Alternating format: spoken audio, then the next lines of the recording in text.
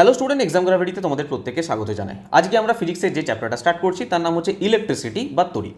দেখো, অ্যাকচুয়ালি আমি তোমাদের মোশন চ্যাপ্টারটা পড়িয়েছি, নিউটনস ল পড়িয়েছি, গ্র্যাভিটেশন পড়িয়েছি। তো আমি ভেবেছিলাম যে ওই চ্যাপ্টারগুলো করানোর পর আমি তোমাদের কোথাও না কোথাও ওয়ার্ক পাওয়ার এনার্জি, কার্যক্ষমতা শক্তি, এই চ্যাপ্টারটা করাবো। কিছুটা রিলেটেড চ্যাপ্টার, যখন তোমরা মোশন পড়ে নিয়েছো, নিউটনস ল বগেরা পড়ে নিয়েছো, তারপরে গ্র্যাভিটেশন পড়ে নিয়েছো, তো এরপরে ওয়ার্ক পাওয়ার এনার্জিটা তোমাদের বুঝতে অনেক বেশি সুবিধা হতো। যাই হোক, তোমরা অনেক কমেন্ট করেছো যে স্যার ইলেকট্রিসিটি আর ম্যাগনেটিজম এই দুটো চ্যাপ্টার করিয়ে দিতে, কারণ এই দুটো চ্যাপ্টার থেকে যে সমস্ত কোশ্চেন আসছে তোমাদের অনেক সমস্যা হচ্ছে, কারণ কোথাও না কোথাও ফিজিক্সের সমস্ত চ্যাপ্টারই কনসেপচুয়াল বোঝার চ্যাপ্টার, তো কোথাও না কোথাও ইলেকট্রিসিটি আর ম্যাগনেটিজম চ্যাপ্টারটা একটু বেশি বোঝার চ্যাপ্টার। আমি এই দুটো আলাদা আলাদাভাবে করাবো, একসঙ্গে নয়। ইলেকট্রিসিটিটা সম্পূর্ণ আলাদা করাবো, ম্যাগনেটিজম চ্যাপ্টারটা সম্পূর্ণ আলাদা করাবো। আর তোমাদের যাবতীয় যা প্রশ্ন আছে, মানে যেগুলো তোমাদের আটকাচ্ছে, অ্যাকচুয়ালি কনসেপ্টের ব্যাপার রয়েছে, এর বাইরে তোমাদের আর কোনো কিছু দেখার প্রয়োজন পড়বে না। এখানে আমি যা করাবো দেখবে এই ক্লাস করার পরে তোমরা সমস্ত কোশ্চেন করতে পারছো। আর এছাড়া তোমরা জানো যে আমি পড়ানোর সঙ্গে সঙ্গে প্রিভিয়াস ইয়ার কোশ্চেনও তোমাদের এখানে লাগাবো, তোমরা নিজেরাই অ্যান্সার দিতে পারবে। ঠিক আছে, শুধুমাত্র একটু ভালো করে বুঝতে হবে যেগুলো বোঝাবো, কারণ এই চ্যাপ্টারটা কোথাও না কোথাও একটু কনসেপচুয়াল বেশি আছে, একটু বোঝার ব্যাপার বেশি আছে। ঠিক আছে, তো আমরা আরামসে চলবো, প্রত্যেকটা টপিককে একদম দারুণভাবে পড়বো। ঠিক আছে, আচ্ছা, যারা নতুন তাদেরকে বলে রাখি, আজকে আমাদের 61 নাম্বার ক্লাস। এর আগে আমাদের 60টা ক্লাস হয়ে গেছে, বা আমাদের বায়োলজি পুরো কমপ্লিট হয়ে গেছে, পুরো প্লেলিস্ট সাজানো আছে, তোমরা পরপর সমস্ত ভিডিও সিকোয়েন্সে দেখতে পারো। ঠিক আছে, ইলেকট্রিসিটির আজকে পার্ট 1। তো চলো আজকে ক্লাস শুরু করা যাক। আচ্ছা, ক্লাস শুরু করার আগে একবার জাস্ট বলে রাখি যে আমাদের কারেন্ট অ্যাফেয়ার্সের নতুন আপডেট চলে এসেছে 1 জুলাই 2025 থেকে 1 জুলাই 2026 পর্যন্ত। আর কারেন্ট অ্যাফেয়ার্স তোমাদের জন্য এখন কতটা ইম্পর্টেন্ট আমাকে বলার প্রয়োজন নেই। গ্রুপ ডি এক্সামে দেখেছো আগের বছর 20 নম্বরই কারেন্ট অ্যাফেয়ার্স দিয়ে দিয়েছে, তো সেক্ষেত্রে বহুত ইম্পর্টেন্ট আছে। মাত্র 99 রুপিস প্রাইস আছে। আর স্পিডি পাবলিকেশন থেকে বানানো, এই বইটা থেকে বানানো, সম্পূর্ণ বাংলা ভাষায়, টপিক ওয়াইজ, অনলাইনার সমস্ত কিছু পেয়ে যাবে। ওকে, আর আমাদের কাছে প্রিভিয়াস ইয়ারের সমস্ত বই এবং পিডিএফ অ্যাভেলেবেল আছে, সায়েন্সের বলো, ম্যাথের বলো। যদি নিতে চাও সিম্পল এই নাম্বারে হোয়াটসঅ্যাপ করবে, যেটা নিতে চাও প্লাস এই নাম্বারে হোয়াটসঅ্যাপ করবে, একটা কিউআর কোড দেওয়া হবে, কিউআর কোডে পেমেন্ট করে স্ক্রিনশট দেবে, তোমাদেরকে হোয়াটসঅ্যাপেই পিডিএফ, কারেন্ট অ্যাফেয়ার্সের পিডিএফ না বা কুछ भी পিডিএফ না বা বই নাও, সমস্ত এই হোয়াটসঅ্যাপেই তোমাদেরকে মেনটেন করে দেওয়া হবে, বা হোয়াটসঅ্যাপেই তোমাদেরকে সেন্ড পিডিএফ নিলে হোয়াটসঅ্যাপে সেন্ড করে দেওয়া হবে। ওকে, চলো আজকে আমরা ইলেকট্রিসিটি ক্লাসটা শুরু করছি। আচ্ছা, একটা কথা তোমাদের বলি, এখানে অনেক কিছু টপিক আছে যেগুলো একটু বোঝার ব্যাপার আছে। ঠিক আছে, তোমরা প্রিভিয়াস ইয়ার কোশ্চেন নিয়ে ভয় পেও না, আমি এখানে প্রিভিয়াস ইয়ার কোশ্চেন তোমাদের করিয়ে দেবো, যা করিয়ে দেবো তোমরা নিজেরাই দেখবে কোশ্চেন করতে পারছো। ঠিক আছে, টপিকগুলো একটু বোঝার ব্যাপার আছে, তো আমরা একটা টপিকে পড়বো, কারণ তোমাদের এই চ্যাপ্টারটা নিয়ে এত মনে ভয় আছে, বা এই চ্যাপ্টারটা থেকে এমন কিছু প্রশ্ন আসে না, মানে সিম্পল প্রশ্ন, কিন্তু তোমাদেরকে মানে একটু ঘুরিয়ে দিলে বা একটু করে দিলে না তোমরা বুঝতে পারো না। ঠিক আছে, তো আরামসে পড়বো, প্রত্যেকটা টপিককে আমরা এখানে কমপ্লিট করবো। হ্যাঁ, সামনে এক্সাম আছে, আমি বলছি না যে এটাতে 10টা ক্লাস লাগিয়ে দেবো, যদি সময় থাকতো অবশ্যই আমি মিনিমাম 6টা 7টা ক্লাসে পড়াতাম, ইলেকট্রিসিটি চ্যাপ্টারটা সেই লেভেলে পড়াতাম। ঠিক আছে, যাই হয়তো হাতে সময় নেই, কিন্তু তার মানে এটা নয় যে যেমন তেমন করে পড়িয়ে দেবো, যেভাবে পড়াবো তোমাদের এর বাইরে কিছু করতে হবে না। চলো দেখো, আমরা প্রথমে যেটা জানবো সেটা হচ্ছে তড়িৎ আধান বা ইলেকট্রিক চার্জ কোনটা। দেখো, ইলেকট্রিক চার্জের সিম্পল এক্সাম্পল আমরা সংজ্ঞা দিয়ে দিতে পারি যে একে ইলেকট্রিক চার্জ বলে। ঠিক আছে, কিন্তু আমরা একটুখানি ফিল করবো, বুঝবো।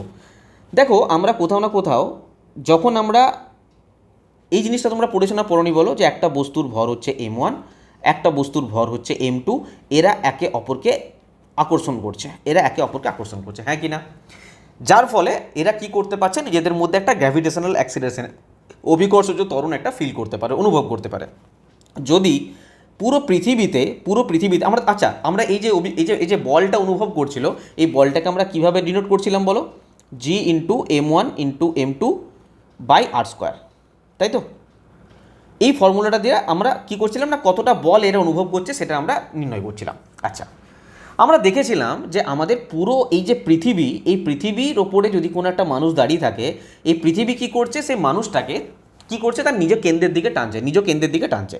আমি কি বলেছিলাম যে এই পৃথিবীর যে ভর, অ্যাকচুয়ালি আমরা দেখো এইটুকু বুঝতে পারছি, আমরা ভর সম্বন্ধে ধরো কোনো কনসেপ্ট নেই, কিন্তু আমরা এটুকু জানতে পারছি যে m1 ধরো একটা বস্তুর ভর, মানলাম আমার ভর, m2 মানলাম পৃথিবীর ভর। হ্যাঁ, তো পৃথিবী আমার থেকে অনেক বড়, তার জন্য আমি যে পৃথিবীকে আকর্ষণ করছি সেটা কি কোনো ভ্যালু থাকবে না? পৃথিবী আমাকে যে টানছে সেই বলটা একমাত্র অনুভব করতে পারবো। আমি পৃথিবীকে টানছি, এই বলটাকে অনুভব করতে পারবো না, কারণ আমার ভর এখানে খুবই নগণ্যতম পৃথিবীর কাছে, আর পৃথিবী একটা বিশাল সাইজের, তো কোথাও না কোথাও পৃথিবী আমাকে টানছে, তার ভরটা আমরা মানে একটা অনুভব করতে পারবো। আচ্ছা, আমি সমস্ত কিছু বাদ দিলাম, তোমরা বলবে যে স্যার এখানে এইসব কেন, আমরা দেখলো গ্র্যাভিটেশনে পড়ে ফেলেছি, আমরা এখানে কেন পড়ছি, কারণ আছে। আমি বলছি যে কোথাও না কোথাও আমার মাস সম্বন্ধে, মানে ভর সম্বন্ধে আমার ধরো কোনো আইডিয়া নেই, তবে এটুকু বুঝতে পারছি যে এই দুটো বস্তুর মধ্যে যে আকর্ষণ বিকর্ষণ বল যে অনুভব করছে, বিকর্ষণ না আকর্ষণ বল অনুভব করছে, বা গ্র্যাভিটেশন অ্যাক্সেলারেশন অভিকর্ষজ ত্বরণ অনুভব করছে, কোথাও না কোথাও তার জন্য দায়ী হচ্ছে এই বস্তুর ভর। আরে তার জন্য দায়ীকে এই বস্তুর ভর, ঠিক কিনা? যদি বস্তুর মধ্যে ভর না থাকতো তাহলে কিছু ফিলই করতে পারতো না, ঠিক আছে? ঠিক সেই রকমই ধরো দুটো বস্তু আছে। আমি মেনে নিলাম যে এইটা ধরো Q1, এটা ধরো Q2। হ্যাঁ, কি এটা আধান? আমি আধান সম্বন্ধে কোনো আইডিয়া নেই, আমি মানলাম আধান সম্বন্ধে আইডিয়া নেই, আমি মেনে নিলাম যে Q1 Q2, যেমন এখানে ধরেছিলাম M1 M2, সেরকম আমি ধরে নিলাম Q1 Q2। এরা একে অপরের মধ্যে না একটা আকর্ষণ বিকর্ষণ বল অনুভব করে। যেমন এখানে ভর থাকার জন্য এরা একে অপরের সাথে কি করেছিল, একটা আকর্ষণ বল অনুভব করেছিল, ঠিক কি না? ঠিক সেই রকমই এখানে এই Q1 Q2 আধান থাকার জন্য একে অপরের না একটা আকর্ষণ বিকর্ষণ বল অনুভব করছে। এই যে বলটা অনুভব করছে এটা কি বল? এটা হচ্ছে স্থির তড়িৎ বল, যেটাকে আমরা ইলেকট্রোস্ট্যাটিক ইউনিট বলি, সরি ইলেকট্রোস্ট্যাটিক ফোর্স বলছি, ঠিক আছে? আমি সিম্পল কথা বলেছি, কিছুই বলিনি, আমি সিম্পল বলেছি যে এই দুটো বস্তুর মধ্যে এই দুটো আধান থাকার জন্য, যেমন এখানে ভর থাকার জন্য, ঠিক সেরকম এখানে এই দুটো বস্তুর মধ্যে এই Q1 Q2 থাকার জন্য এরা একে অপরের মধ্যে একটা বল অনুভব করে। সেই বলটার নাম হচ্ছে স্থির তড়িৎ বল, বাংলায় বলে, ইংলিশে বলে ইলেকট্রোস্ট্যাটিক ফোর্স অনুভব করে। বলো এর মধ্যে কোথাও কিছু মানে প্রবলেম আছে? এর মধ্যে কোথাও কিছু সমস্যা যেটুকু বললাম আমি? তার মানে আমি তড়িৎ আধান সম্বন্ধে এটা বলতে পারি যে তড়িৎ আধান হচ্ছে এরকম একটা ধর্ম, তড়িৎ আধান ইলেকট্রিক চার্জ হচ্ছে এরকম একটা ধর্ম যার জন্য দুটো বস্তুর মধ্যে, দুটো পার্টিকেলের মধ্যে, দুটো কণার মধ্যে এরা একে অপরের সাথে একটা বল অনুভব করে। সেই বলটার নাম আমরা কি বললাম? Electrostatic force. ইলেকট্রোস্ট্যাটিক ফোর্স বা বাংলায় বলতে পারো স্থির তড়িৎ বল একটা অনুভব করে, ফিল করে। তো এই জিনিসটাই হচ্ছে তড়িৎ আধান। বলো আরেকবার রিপিট করব। আমি বললাম যে যার জন্য, যে প্রপার্টির জন্য, যে ধর্মের জন্য দুটো পার্টিকেল একে অপরের সাথে আকর্ষণ বল বা বিকর্ষণ বল অনুভব করে, সেই বলটা কি বল না ইলেকট্রোস্ট্যাটিক ফোর্স, স্থির তড়িৎ বল অনুভব করে, সেই ধর্মকে আমরা বলতে পারবো তড়িৎ আধান। বোঝা গেল? এটুকু বোঝা গেল? আচ্ছা, মনে রাখবে তড়িৎ আধান মেনলি দু প্রকার হয়। কী প্রকার হয়? দু প্রকার। একটা হচ্ছে পজিটিভ তড়িৎ আধান আর একটা হচ্ছে নেগেটিভ তড়িৎ আধান, ঠিক আছে? আচ্ছা, পজিটিভ নেগেটিভ কি তড়িৎ আধান আমি তোমাদের নেক্সট স্লাইডে বলছি, আগে তোমরা এইটুকু জিনিস বুঝে নাও যে তড়িৎ আধান কি। দেখো আমি ডাইরেক্ট তোমাদেরকে না সংজ্ঞা বলে দিতে পারতাম, কিন্তু কোথাও না কোথাও দেখবে সংজ্ঞায় কি লেখা আছে আমি তোমাদের সেটাও দেখিয়ে দিচ্ছি। দেখো সংজ্ঞাতে কি লেখা আছে, সিম্পল জিনিস লেখা আছে যে তড়িৎ আধান হলো পদার্থের এমন একটা মৌলিক বা অভ্যন্তরীণ বৈশিষ্ট্য যার কারণে এটি অন্য কোনো বস্তুর সংস্পর্শে এলে বা তড়িৎ ক্ষেত্রে রাখলে আকর্ষণ বিকর্ষণ বল অনুভব করে। আমাদের কোথাও না কোথাও এই সংজ্ঞার সঙ্গে কিছু লেনদেন নেই, আমি তোমাদের যেটা বললাম সেটা মাথায় রাখবে, ঠিক আছে? ওইটুকু মাথায় রাখো যে দুটো বস্তুর মধ্যে যে আকর্ষণ বিকর্ষণ বল অনুভব করছে, কি বল অনুভব করছে না ইলেকট্রোস্ট্যাটিক ফোর্স বা স্থির তাড়িতিক বল, স্থির তড়িৎ বল অনুভব করছে যে ধর্মের জন্য, সেইটা হচ্ছে তড়িৎ আধান। ওকে, তড়িৎ আধান বললাম তোমাদের দু প্রকার হয়। দু প্রকার কি কি হয়? ধনাত্মক আধান আর ঋণাত্মক আধান। এখানে লেখা আছে প্রোটনের আধান, ইলেকট্রনের আধান। এই দুটো জিনিস আমরা বুঝবো যে প্রোটনের আধান কি, ইলেকট্রনের আধান কি। চলো নেক্সট স্লাইড দেখো। দেখো এখানে আমি দেখো দেখো প্রত্যেকটা বস্তু না, ধরো এটা একটা বস্তু, ঠিক আছে? এটা একটা বস্তু, এই বস্তুটা না অনেক অ্যাটম দ্বারা তৈরি, অনেক পরমাণু দ্বারা তৈরি, ঠিক আছে? আমি যদি একটা অ্যাটমকে ভাঙি আমি তিনটে জিনিস পাবো। এই একটা অ্যাটমকে যদি আমি ভাঙি এর মধ্যে আমরা তিনটে জিনিস পাবো। কি কি পাবো? আমরা ইলেকট্রন পাবো, প্রোটন পাবো, নিউট্রন পাবো। হ্যাঁ, আমরা কেমিস্ট্রিতে খুব ভালো করে পড়বো, এখন মোটামুটি যেটুকু জানার প্রয়োজন আছে সেটুকু শুধুমাত্র জেনে রাখো যে আমরা একটা অ্যাটমকে ভাঙলে পরে, একটা পরমাণুকে ভাঙলে পরে এর মধ্যে উপপারমাণবিক কণা পাবো, ঠিক আছে? পরমাণুকে ভাঙলে উপপারমাণবিক কণা পাবো, যেগুলোকে আমরা কি বললাম? ইলেকট্রন, প্রোটন আর নিউট্রন, ঠিক আছে? মনে রাখবে এই যে ইলেকট্রন আছে না, ইলেকট্রনের আধান হচ্ছে নেগেটিভ। ইলেকট্রনের আধান কি? নেগেটিভ। প্রোটনের আধান কি? পজিটিভ, ঠিক আছে? এই দুটোর আধান তোমাকে বললাম, ইলেকট্রনের আধান হচ্ছে নেগেটিভ, প্রোটনের আধান হচ্ছে পজিটিভ। মনে রাখবে এই যে নিউট্রন আছে না, নিউট্রনের কোনো আধান নেই, নিউট্রনের কোনো চার্জ নেই। এইমাত্র আমরা তড়িৎ আধান সম্বন্ধে বললাম, তো তড়িৎ আধান সম্বন্ধে এইটুকু মনে রাখবে যে এর কোনো চার্জ নেই। Okay sir? আচ্ছা, আরেকটা জিনিস মনে রেখো, ধরো একটা অ্যাটমের মধ্যে একদম মিডিল পোর্শনে কে থাকে?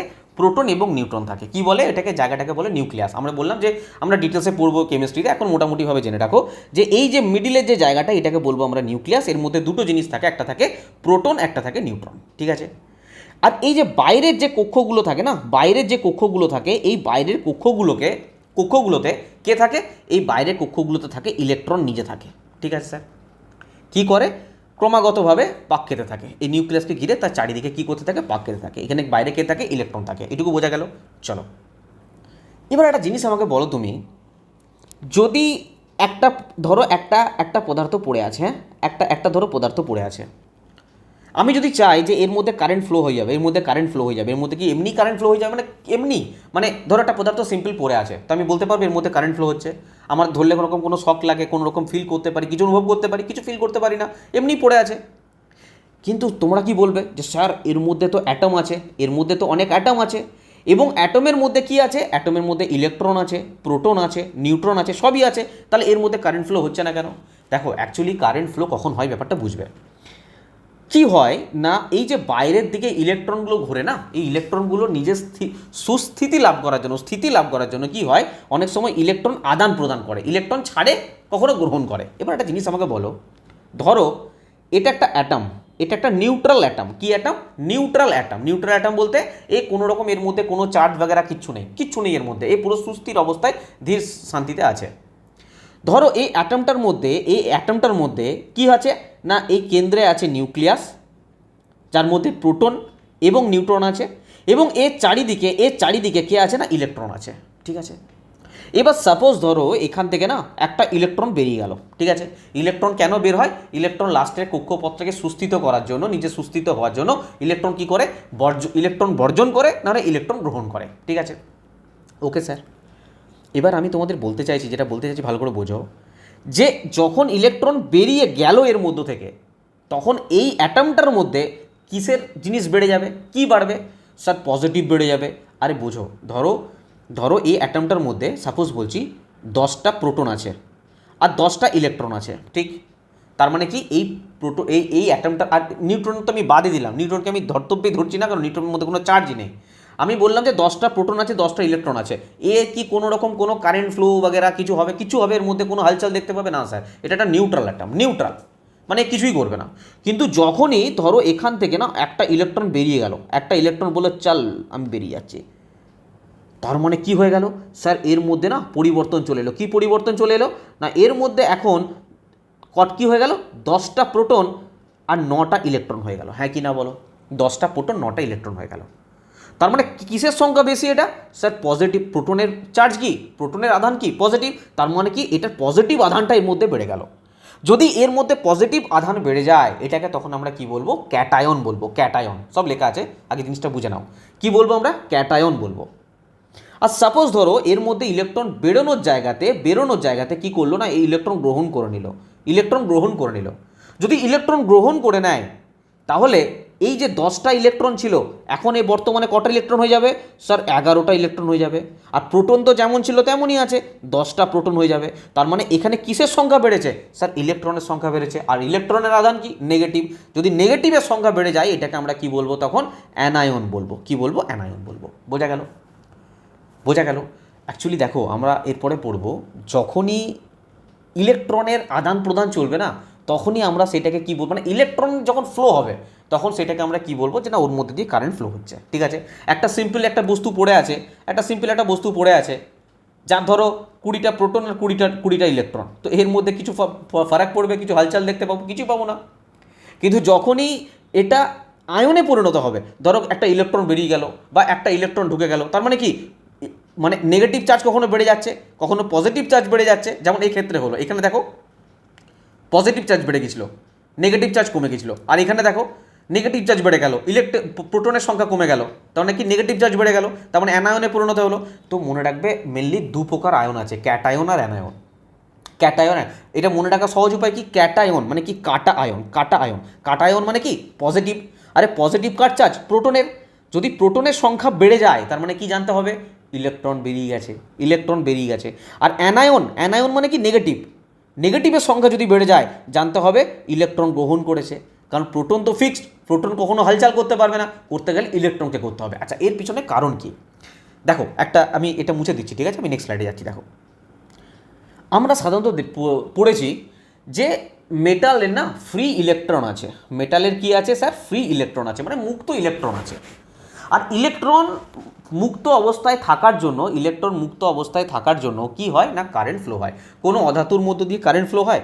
বলবে স্যার ব্যতিক্রম আছে। আরে ব্যতিক্রম আছে, গ্রাফাইট আমি মানছি, বাদ দিলাম। সাধারণত ম্যাক্সিমাম অধাতুর ক্ষেত্রে বলো কোনো রকম কারেন্ট ফ্লো হয়? স্যার কোনো কারেন্ট ফ্লো হয় না। আমি যদি একটা খড়ের কুটো নিই বা একটা কাঠের টুকরো নিই, ওর মধ্যে কারেন্ট ফ্লো হবে? হবে না, কারণ ওর মধ্যে ফ্রি ইলেকট্রন নেই। যদি একটা আমি ধাতব টুকরো নিলাম, একটা লোহার টুকরো নিলাম, হ্যাঁ, তো এর মধ্যে আমি বলছি ফ্রি ইলেকট্রন বা মুক্ত ইলেকট্রন আছে, দ্যাটস ওয়াই এ কী করছে না, কারেন্ট ফ্লো করতে পারছে। এবার তোমাদের মনে প্রশ্ন থাকা দরকার যে স্যার এই যে অ্যাটমগুলো দিয়ে তৈরি, এই অ্যাটমের মধ্যে স্যার ইলেকট্রনও আছে, প্রোটনও আছে, নিউট্রনও আছে, তো ইলেকট্রন নিজে কেন ক্রেডিট নিচ্ছে? আরে ইলেকট্রন নিজে একা কেন ক্রেডিট খাচ্ছে? প্রোটনের ক্রেডিট নেই কেন? দেখো ব্যাপারটা কী হয়, তোমরা এই ছবিটার দিকে তাকাও, এই ছবিটার দিকে লক্ষ্য করো। আমাদের এই নিউক্লিয়াসের মধ্যে না প্রোটন আর নিউট্রন আছে। আর বাইরের কক্ষে আমাদের কি আছে? বাইরের কক্ষে আমাদের ইলেকট্রন আছে। তো যদি এখান থেকে কিছু বের করতে হয়, এই প্রোটনের বেরোনো সুবিধা হবে না এই ইলেকট্রনের বেরোনো সুবিধা হবে? এটুকু আমাকে বলে দাও। স্যার বাইরের কক্ষে ইলেকট্রন আছে। আরে ধরো বাইরে তোমার বাড়ির বাইরে ধরো কোনো একটা পার্সন আছে, ধরো তোমাদের বাড়ির জন্য কিছু একটা আনতে হবে, ঠিক আছে? আচ্ছা বাদ দাও, ধরো তোমাদের বাড়িতে, ধরো সাপোজ বলছি দোতলা বাড়ি, কারো তিনতলা বাড়ি। এবার ধরো যে তিনতলা, দোতলা, একতলা, ঠিক আছে? এবার যে তিনতলার মধ্যে আছে, ধরো বাড়িতে একটা লোক এসেছে, কলিং বেল বাজালো, কার জন্য খোলাটা ইজি হবে? যে তিনতলা আছে সে নেমে এসে খুলবে, না দোতলায় যে আছে সে নেমে এসে খুলবে, না একতলায় যে আছে তার পক্ষে ইজি হবে খোলাটা? অবভিয়াসলি যে একতলার মধ্যে শুয়ে আছে বা বসে আছে তার পক্ষে ইজি হবে খোলাটা। ঠিক সেই রকমই ইলেকট্রন আছে আমাদের বাইরের কক্ষে। তো যদি কিছু বার করতেই হয় তো কাকে বার করলে সুবিধা হবে? ইলেকট্রনকে। সেই জন্য বলে যে ফ্রি ইলেকট্রন আছে, মুক্ত ইলেকট্রন আছে। এই ইলেকট্রনই ক্রেডিট নেয় একা, যে ভাই আমি আদান প্রদান করছি, আমার কারণে ইলেকট্রিসিটি মানে কোথাও না কোথাও কারেন্ট ফ্লো হচ্ছে এর মধ্যে দিয়ে। বোঝা গেল? তার মানে তোমরা এটুকু এখান থেকে জানলে যে any material can be charge by exchange of electron only. যখনই চার্জের কথা বলবো জানবে যে ইলেকট্রনই একমাত্র ব্যক্তি যার জন্য আমি বলতে পারছি এই বস্তুটার মধ্যে চার্জ আছে। ইলেকট্রনের আদান প্রদান হবে, গ্রহণ করবে নাহলে বর্জন করবে, তখন আমরা বলবো যে এই বস্তুটার মধ্যে চার্জ আছে। আর একটা জিনিস এখান থেকে শিখলাম কি, যে মেটালের ফ্রি ইলেকট্রন আছে, মুক্ত ইলেকট্রন আছে, that's why metal current flow করতে পারে। বলে এইটুকু বোঝা গেছে। চলো নেক্সট স্লাইড দেখো কোথাও না কোথাও এই চ্যাপ্টারটা একটু বুঝবে, হ্যাঁ, মানে এটা করো না স্যার বুঝতে পারছি না, পড়বো না, চলো ক্লাস বন্ধ করে দিলে এক্ষেত্রে লস তোমাদের হবে, ঠিক আছে? দেখো আমি এখানে দুটো জিনিস দিয়েছি, যে প্রোটন, নিউট্রন আর ইলেকট্রন, তিনটে জিনিস আছে। আমার এখানে মাস নিয়ে কোনো কাজ নেই, মাস আমরা কেমিস্ট্রিতে পড়বো, মাস আমার কত ভর আছে জেনে লাভ নেই। আমি বলছি প্রোটনের আধান কত আছে। স্যার প্রোটনের আধান আমি গোটাগুটি সংখ্যা মেনে নেবো, যে 1.6 × 10⁻⁻19। এটা কিসে না পজিটিভে স্যার, কারণ প্রোটনের চার্জ হচ্ছে পজিটিভ। নিউট্রনের কোনো চার্জ নেই, তাই একে নিয়ে আমি বেশি কিছু বকবো না। ইলেকট্রনের চার্জ কি, সেম চার্জ কিন্তু নেগেটিভে আছে, -1.6 × 10⁻⁻19। সেম চার্জ, ঠিক আছে? এবার আমি তোমাদের প্রশ্ন করছি, ধরো এই একটা অ্যাটম আছে, আমি তোমাদের সিম্পল প্রশ্ন করছি, আমি বললাম যে চলো এর মধ্যে 5টা প্রোটন আছে আর 3টে ইলেকট্রন আছে, ঠিক আছে? 5টা প্রোটন আছে, 3টে ইলেকট্রন আছে। বলো তো এটা অ্যানায়ন না ক্যাটায়ন? এটা কোনো বলে দাও। আচ্ছা বাদ দিলাম, আমি জিনিসটাকে আরও ইজি করে দিচ্ছি। 5টা প্রোটন আছে, 5টা ইলেকট্রন আছে, মেনে নিলাম। আমি বললাম যে একটা ইলেকট্রন ত্যাগ করেছে, একটা ইলেকট্রন কি করেছে, বাইরে বেরিয়ে গেছে। আমাকে বলো এখন এই অ্যাটমটার মধ্যে মোট আধান কত আছে, এটুকু বলে দাও। মোট আধান পুরো সংখ্যাতে বলতে হবে, ডিজিটে বলতে হবে, ক্যাটায়ন অ্যানায়নের গল্প নেই, এটুকু বলে দাও আমাকে কত আধান আছে। তোমরা সিম্পল কি বলবে, স্যার 5টা প্রোটন আর 5টা ইলেকট্রন থেকে একটা ইলেকট্রন বেরিয়ে গেছে, তাহলে কটা ইলেকট্রন আছে? স্যার 4টে ইলেকট্রন আছে। কটা ইলেকট্রন আছে? 4টে ইলেকট্রন আছে। তো কোথাও না কোথাও এর আধান আর এর আধান তো সেম, শুধু পজিটিভ নেগেটিভ। তার মানে এক্সট্রা আমি এখানে কী পাচ্ছি বলে, এই দুটো থেকে আমি এক্সট্রা কী পাচ্ছি স্যার, এর চারটে মাইনাস করে দিলে দেখতে পাচ্ছি যে একটা প্রোটন আমার এক্সট্রা আছে এখানে। আরে হ্যাঁ কি না বলো না, এর তো প্লাস চার্জ, এর তো মাইনাস চার্জ, তো প্লাসে মাইনাসে কেটে যাবে। আরে প্লাসে মাইনাসে কেটে যাবে মানে আমি 5টাকে তো এইভাবে লিখতে পারি, 4টে প্রোটন প্লাস একটা প্রোটন লিখতে পারি কি না? তো এই 4টে প্রোটন আর 4টে ইলেকট্রন প্লাস মাইনাসে কেটে গেল, তো এক্সট্রা কি রইলো স্যার, একটা প্রোটন রইলো। মানে কি প্রোটনের চার্জ কত, 1.6 ইন্টু 10⁻⁻19। তো কোথাও না কোথাও এই আধানটার আমি চার্জ এই মুহূর্তে বলতে পারবো, আরে আরে আরে সরি আমি এই মুহূর্তে এই আধানটার এই অ্যাটমটার চার্জ আমি বলতে পারবো যে +1.6 ইন্টু 10⁻⁻19। আর পজিটিভ মানে ক্যাটায়ন না অ্যানায়ন, ক্যাটায়ন স্যার, ক্যাটায়ন। বলো বোঝা গেল? ঠিক আছে, চলো আমি আরেকটা কোশ্চেন দিচ্ছি, নেক্সট দেখো। চলো আমি বললাম যে এই একটা কি আছে না অ্যাটম আছে, এই অ্যাটমের মধ্যে আমি বললাম যে তোমাদের চলো এখানে না 7টা প্রোটন আছে, হ্যাঁ 7টা প্রোটন আছে আর 7টা ইলেকট্রন আছে। ঠিক আছে স্যার, নো ইস্যু। আমি বললাম যে এ না দুটো ইলেকট্রন গ্রহণ করেছে। আমাকে বলো যে এখন এর মোট আধান কত, বলো। তোমরা সিম্পল কি বলবে, স্যার 7টা প্রোটন আগে 7টা ইলেকট্রন ছিল, এখন দুটো ইলেকট্রন আরও গ্রহণ করেছে, তার মানে কোথাও না কোথাও এর টোটাল 9টা ইলেকট্রন আছে। তার মানে এই 7টা আর এই 7টা তো প্লাসে মাইনাসে কেটে যাবে। এখন আমার দুটো ইলেকট্রন এক্সট্রা আছে, একটা ইলেকট্রনের চার্জ কত স্যার, -1.6 ইন্টু 10⁻⁻19। দুটো ইলেকট্রন আছে, তো আমি কী করবো, সিম্পল 2 দিয়ে গুণ করে দেবো। বলো মোট চার্জ আমার এটা হবে কি হবে না? আর কিসে আসছে জিনিসটা, নেগেটিভে আসছে, কারণ ইলেকট্রনের সংখ্যা বেড়ে গেছে। তো ইলেকট্রনের সংখ্যা বেড়ে গেলে কি হয়ে যাবে, অ্যানায়ন হয়ে যাবে। বলো এইটুকু বোঝা গেছে? সিম্পল জিনিস বলেছি, এখনও পর্যন্ত সেভাবে কিছু ঢুকিনি আমি, জাস্ট সিম্পল জিনিস বলেছি তোমাদের। ঠিক আছে, চলো নেক্সট স্লাইড দেখো। ফার্স্ট ক্লাসটা একটু ভালো করে বুঝে নাও, সেকেন্ড ক্লাস থার্ড ক্লাস এমনি তোমরা ভালো করে বুঝতে পারবে। ঠিক আছে, বিশাল কিছু ব্যাপার নেই। দেখো আমি তোমাদের এই জিনিসটা কিছুক্ষণ আগেই বলে দিয়েছি, এটা নিয়ে আলোচনা করবো। নিউট্রাল অ্যাটম, এটা একটা নিউট্রাল অ্যাটম। এর থেকে কী করছে, যখন লস অফ ইলেকট্রন যখন বেরিয়ে যাচ্ছে, তখন প্রোটনের সংখ্যা বেড়ে যাচ্ছে, দেন পজিটিভ হচ্ছে, তাই আমরা ক্যাটায়ন বলছি। আর যখন গেন ইলেকট্রন যখন গ্রহণ করছে, লাভ করছে, তখন ইলেকট্রনের সংখ্যা বেড়ে যাচ্ছে, যেটাকে আমরা কী বলছি, অ্যানায়ন বলছি। তার সিম্পল জিনিস। আমরা আরেকটা সিম্পল জিনিসও আমরা জানি যে একই যদি আধান থাকে, যদি ধরো এখানে পজিটিভ একই আধান কী করবে, একে অপরকে বিকর্ষণ করবে, রিপেল করবে, একই আধান, এই যে নেগেটিভ একই আধান পরস্পরকে কী করবে, রিপেল করবে, বিকর্ষণ করবে। কিন্তু যখন এই বিপরীত আধান থাকবে, সঙ্গে সঙ্গে কী করবে, আকর্ষণ করবে, এদের অপোজিট চার্জ অ্যাট্রাক্ট করবে, একে অপরকে আকর্ষণ করবে। সিম্পল, এটা আমরা সবাই জানি। দেখো এখানে সিম্পল লেখা আছে, তোমরা পড়ে নেবে যে সমজাতীয় আধান পরস্পরকে বিকর্ষণ করে, ধনাত্মক ঋণাত্মক, আর বিপরীত জাতীয় আধান পরস্পরকে আকর্ষণ করে। এসআই পদ্ধতিতে মনে রাখবে চার্জের যে একক সেটা হচ্ছে কুলম্ব। কী দিয়ে করবো, কুলম্ব। আর যদি বলে সিজিএস পদ্ধতিতে চার্জের একক কী বলবে, স্ট্যাট কুলম্ব বা ইলেকট্রোস্ট্যাটিক ইউনিট। ঠিক আছে, ইলেকট্রোস্ট্যাটিক ইউনিট বা স্ট্যাট কুলম্ব সিজিএস এককে, আর এসআই পদ্ধতিতে হচ্ছে সিম্পল কুলম্ব। বলো এর মধ্যে কোথাও কোনো ডাউট আছে? না স্যার, কোনো ডাউট নেই।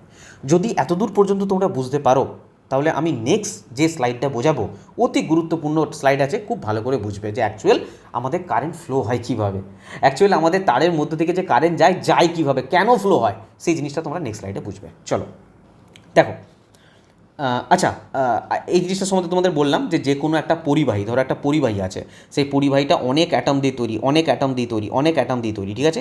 আর ওই অ্যাটমের মধ্যে কী জিনিসটা ফ্লো হয়, যেহেতু ইলেকট্রন বাইরে থাকে, সেই জন্য কী হয়, ইলেকট্রনের ফ্লো হয়। এই যে ছোটো গ্রিন কালারে যেগুলো দেখতে পাচ্ছ ইলেকট্রন, তো ইলেকট্রনগুলো দেখো অনলি ফর ফ্লো করছে, ঠিক আছে। কেন ফ্লো করে সেটা আমরা জানবো। দেখো আমি কি নিলাম, একটা পরিবাহী নিলাম, পরিবাহী, একটা তার নিলাম, ধরো তামার তার ভেবে নাও বা লোহার তার ভেবে নাও, কুচবি তার ভেবে নাও, একটা তামার ধরো তার নিয়েছি, ঠিক আছে। আর আমি কি নিলাম, একটা ব্যাটারি নিলাম। স্যার কী নিলাম, সিম্পল একটা ব্যাটারি নিয়েছি, আর কিছু নিই। এই ব্যাটারিটা কি, এই ব্যাটারিটা হচ্ছে একটা সোর্স। কিসের সোর্স, একটা আধানের সোর্স। একটা কিসের সোর্স, একটা আধানের সোর্স। দেখতে পাবে একটা ব্যাটারির মধ্যে অলওয়েজ এরকম একটা পজিটিভ লেখা থাকে, আর একটা সাইডে কী লেখা থাকে, নেগেটিভ লেখা থাকে। আরে হ্যাঁ কি না লেখা থাকে কিনা বলো, হ্যাঁ স্যার লেখা থাকে। আমি কি করলাম, এর একটা প্রান্ত আমি জুড়ে দিলাম কার সঙ্গে, এই পরিবাহীর এর সাথে জুড়ে দিলাম পজিটিভ প্রান্তটা, আর একটা সাইড, এই নেগেটিভ সাইডটা আমি জুড়ে দিলাম এর সাথে। বলো ঠিক কিনা? ঠিক আছে স্যার। এবার তোমাদেরকে আমি প্রশ্ন করছি যে এই পরিবাহীটার মধ্যে বলো ফ্রি ইলেকট্রন আছে না নেই? অন্য কালার দিয়ে দেখাতে হবে স্যার, এইতে বুঝবো না। আমি বলছি যে এই পরিবাহীটার মধ্যে ফ্রি ইলেকট্রন আছে না নেই, আছে না নেই, আছে না নেই, আছে না নেই, বলো আছে না নেই। আর এই ইলেকট্রনের আধান কি sir? Negative sir, sir negative, sir negative.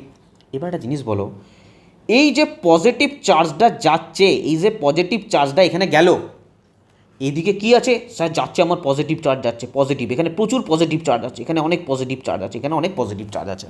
তো পজিটিভ চার্জটা এই নেগেটিভ চার্জকে আকর্ষণ করবে না বিকর্ষণ করবে? এইটুকু শুধু বলো স্যার। আকর্ষণ করবে। এর ভেতরে স্যার ইলেকট্রন আছে, ইলেকট্রন মানে কি নেগেটিভ চার্জ, তো কোথাও না কোথাও এই পজিটিভ চার্জটা এই ইলেকট্রনগুলোকে, এই নেগেটিভ চার্জটাকে কী করবে স্যার? আকর্ষণ করবে, আকর্ষণ করবে স্যার। তার মানে এরা কি করবে? এই দিকে ফ্লো হতে শুরু করবে, এই দিকে ফ্লো হতে শুরু করবে, আরে এই দিকে ফ্লো হবে। আবার অপোজিট সাইড থেকে একটা জিনিস লক্ষ্য করে দেখো, এক তো পজিটিভ টানছে নেগেটিভকে, তাই এরা ফ্লো করছে। উল্টো দিক থেকে স্যার আমার এখানে না এটা নেগেটিভ টার্মিনালের সঙ্গে যুক্ত ছিল, তো এখানে অনেক নেগেটিভ আধান, অনেক নেগেটিভ আধান, অনেক নেগেটিভ আধান, অনেক নেগেটিভ আধান, অনেক নেগেটিভ আধান। আর এখানেও কি আছে স্যার? অনেক নেগেটিভ আধান আছে, ভেতরে অনেক নেগেটিভ আধান আছে। তো নেগেটিভকে কী করে? এই মাত্র বললাম স্যার, বিকর্ষণ করে।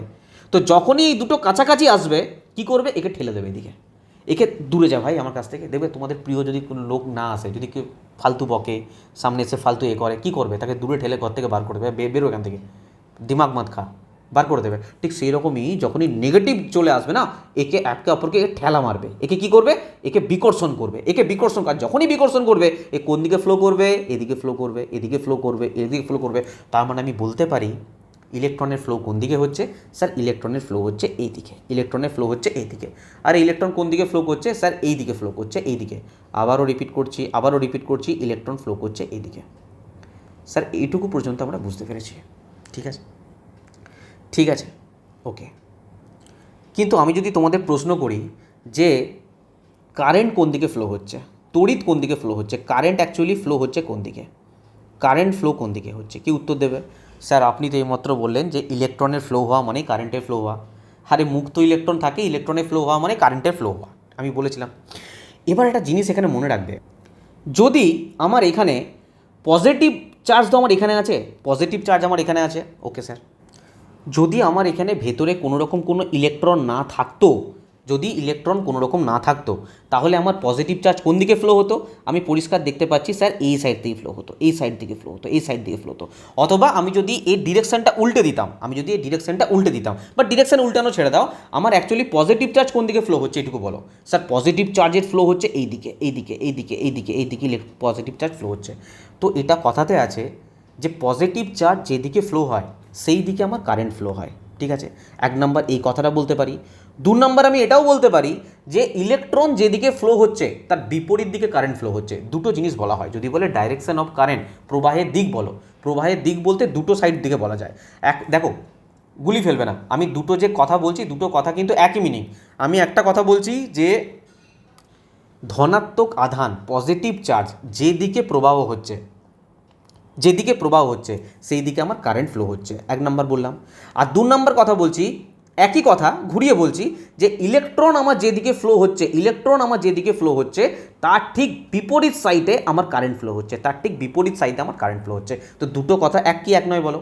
তাহলে মনে রাখবে, ইলেকট্রন যেদিকে ফ্লো হয়, যে অভিমুখে ফ্লো হয় সেই অভিমুখে কারেন্ট ফ্লো হয় না, ইলেকট্রন যেদিকে ফ্লো হয় তার বিপরীত অভিমুখে কারেন্ট ফ্লো হয়, ঠিক আছে। বা পজিটিভ চার্জ যেদিকে আমার ফ্লো হয় ঠিক সেই দিকে কিন্তু আমার কারেন্ট ফ্লো হয়, বলো এটুকু বোঝা গেছে? ওকে। আমি যদি বলি, দেখো আমি তড়িৎ প্রবাহের কথা বলছি, তো আমি তড়িৎ প্রবাহ বলতে এটা বলতে পারি যে একটা পরিবাহী তার, যে কোনো পরিবাহী, যে কোনো তামার তার হোক, লোহার তার হোক, কুচবি তার হোক, যেটা দিয়ে কারেন্ট ফ্লো করতে পারবে, একটা যে কোনো পরিবাহী তার যদি মুক্ত ইলেকট্রনগুলো সুনির্দিষ্টভাবে যদি গতিশীল থাকে, মুক্ত ইলেকট্রনগুলো যদি গতিশীল অবস্থায় থাকে, তার মধ্যে আমি বলতে পারি যে কারেন্ট ফ্লো হচ্ছে।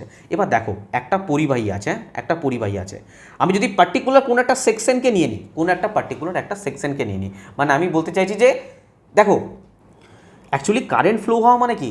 আধান ফ্লো হচ্ছে, আরে কারেন্ট ফ্লো হচ্ছে মানে কি? আধান ফ্লো হচ্ছে, ইলেকট্রন ফ্লো করছে, তো ইলেকট্রনের অপোজিটেই তো কারেন্ট ফ্লো হচ্ছে, তো কোথাও না কোথাও নেগেটিভ আধান ফ্লো হচ্ছে।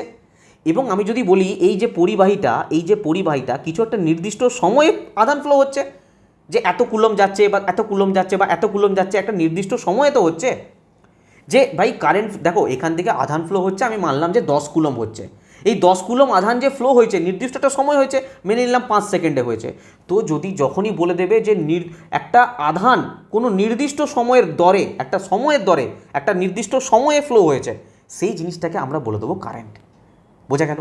তাহলে কারেন্টকে আমরা কারেন্টকে কী দিয়ে ডিনোট করতে পারি? আই দিয়ে ডিনোট করতে পারি। কী দিয়ে ডিনোট করতে? ক্যাপিটাল আই দিয়ে ডিনোট করি। তো আমরা বলতে পারি যে কিউ বাই টি, বলতে পারি কিউ বাই টি। স্যার কেন বলতে পারি? কারণ একটা নির্দিষ্ট আধান একটা নির্দিষ্ট সময়ে প্রবাহিত হয়েছে, একটা নির্দিষ্ট আধান যে নির্দিষ্ট সময় প্রবাহিত হয় সেইটাকে আমরা বলে দেবো কারেন্ট, হ্যাঁ কি না? এবার দেখো ইউনিট যদি বলো, এই আধানের একক কি? স্যার আধানের একক হচ্ছে কুলম। আধানের একক কি? কুলম। আর সময়ের একক কি? আরে সময়ের এসআই একক কি? সেকেন্ড। তার মানে বলতে পারি coulomb per second, coulomb per second. আর এটা কি কুলম পার সেকেন্ড না বলে শর্টে বলা হয় অ্যাম্পিয়ার। কি বলা হয়? অ্যাম্পিয়ার। তো তড়িৎ প্রবাহের একক যদি জিজ্ঞাসা করা হয় কি বলবে? অ্যাম্পিয়ার। এর সূত্র কি? আই সমান কিউ বাই টি। কোথা থেকে এলো বুঝতে পারলে? আমি ডাইরেক্ট তোমাদের এই ফর্মুলাটা মুখস্থ করে দিতে পারতাম, আই সমান কিউ বাই টি, কিন্তু কোথাও না কোথায় জিনিসটা না বুঝলে তোমরা বিটকে ফিল করতে পারতে না। ঠিক আছে, চলো দেখো যেগুলো বললাম একবার তোমরা দেখে নাও। দেখো তড়িৎ প্রবাহ হচ্ছে কোনো পরিবাহীর মধ্য দিয়ে নির্দিষ্ট বিন্দু বা অঞ্চলের পারিপার্শ্বিকতায় প্রতি একক সময়ে প্রবাহিত তড়িৎ আধানের পরিমাণ। একটি পরিবাহী তারের ক্ষেত্রে একটি মুক্ত ইলেকট্রন সুনির্দিষ্ট গতিশীল প্রবাহ, যেটা আমি বললাম তোমাদের। যদি কোনো পরিবাহী যে কোনো প্রস্থচ্ছেদের মধ্য দিয়ে, একটা পরিবাহী আছে, ধরো একটা যে কোনো প্রস্থচ্ছেদ নিলাম, যে এই প্রস্থচ্ছেদের মধ্য দিয়ে এই টি সময়ে কিউ পরিমাণ আধান প্রবাহিত হয়েছে, তখন আমি বলতে পারবো আই সমান কিউ বাই টি। এটা আমার ফর্মুলা। আরে মনে থাকবে, আই সমান কিউ বাই টি। এসআই একক কী বললাম? অ্যাম্পিয়ার। কী করে এলো? ওই যে বললাম আই সমান কিউ বাই টি, তো কিউ এর আধান হচ্ছে কুলম, আর সময়ের এসআই ইউনিট কি? এসআই ইউনিট হচ্ছে সেকেন্ড, তো কুলম পার সেকেন্ড। এই যে বলছি না 1 কুলম প্রতি সেকেন্ড, বা বলতে পারো 1 অ্যাম্পিয়ার, এটাই 1 অ্যাম্পিয়ার। প্রবাহের দিক দুরকমভাবে বলা যায়, একটা প্রথাগত প্রবাহ না তড়িৎ প্রবাহের দিক ধরা হয় ধনাত্মক আধানের প্রবাহের দিক বরাবর হিসাবে, উৎসে ধনাত্মক প্রান্ত থেকে ঋণাত্মক প্রান্তের দিকে যেটা যাচ্ছে। আর ইলেকট্রন প্রবাহ, আমরা ইলেকট্রনীয় প্রবাহ যেটা বলবো, যে ইলেকট্রনগুলো যেদিকে প্রবাহ হয় ঠিক তার বিপরীতে, অর্থাৎ ঋণাত্মক প্রান্ত থেকে ধনাত্মক প্রান্তের দিকে প্রবাহিত হয় ইলেকট্রন, আমাদের কারেন্ট। বোঝা গেল? এই জিনিসটাকে খুব ভালো করে মনে রাখবে। আমি কিছু কোশ্চেন দিচ্ছি, প্রিভিয়াস ইয়ারে এসছে, দেখো তোমরা নিজেরা করতে পারছো কিনা। যদি করতে পারো নিজেরাই কনফিডেন্স পাবে, হ্যাঁ ঠিকঠাক বুঝতে পারছো। চলো দেখো কীরকমভাবে ফ্লো হয়, দেখো কীরকমভাবে ফ্লো হয়, দেখো এইভাবে ফ্লো হয়। ঠিক আছে, এখানেও ফর্মুলা লিখতে পারছো আই সমান কিউ বাই টি। চলো এটা আনসার বলো তোমরা। বিদ্যুৎ প্রবাহকে প্রকাশ করা হয়, গ্রুপ ডি 2025-এ এসছে, বলো। প্রতি একক সময় ব্যবহৃত শক্তি? না। দৈর্ঘ্যের আধানের পরিমাপ? না। প্রতি একক ক্ষেত্রফলে আধানের পরিমাপ? না। তড়িৎ আধানের প্রবাহের হার? তড়িৎ আধান এর প্রবাহের হার। এই প্রবাহের হার যখন দিয়ে দেবে জানবে যে নিচে একটা টি এসে, মানে কোথাও না কোথাও সময় দিয়ে ভাগ করা হয়েছে, যেটা নির্দিষ্ট সময়ে নির্দিষ্ট পরিমাণ আধান প্রবাহিত হচ্ছে নির্দিষ্ট একটা ক্ষেত্রফলের মধ্য দিয়ে, সেটাই হবে তড়িৎ প্রবাহ, বিদ্যুৎ প্রবাহ। ঠিক আছে, তো ডি হয়ে যাবে সঠিক আনসার। এখানে অনেকে না এটা অ্যান্সার দিয়ে দিচ্ছে, সি অ্যান্সার দিয়ে দিচ্ছে, বা বি অ্যান্সার দিয়ে দিচ্ছে, অনেক স্টুডেন্ট দিয়ে এসছে। তো একটু ভালো করে কোশ্চেনটা পড়ো, অপশানগুলো দেখো, দেন অ্যান্সার দাও। চলো এটা করো।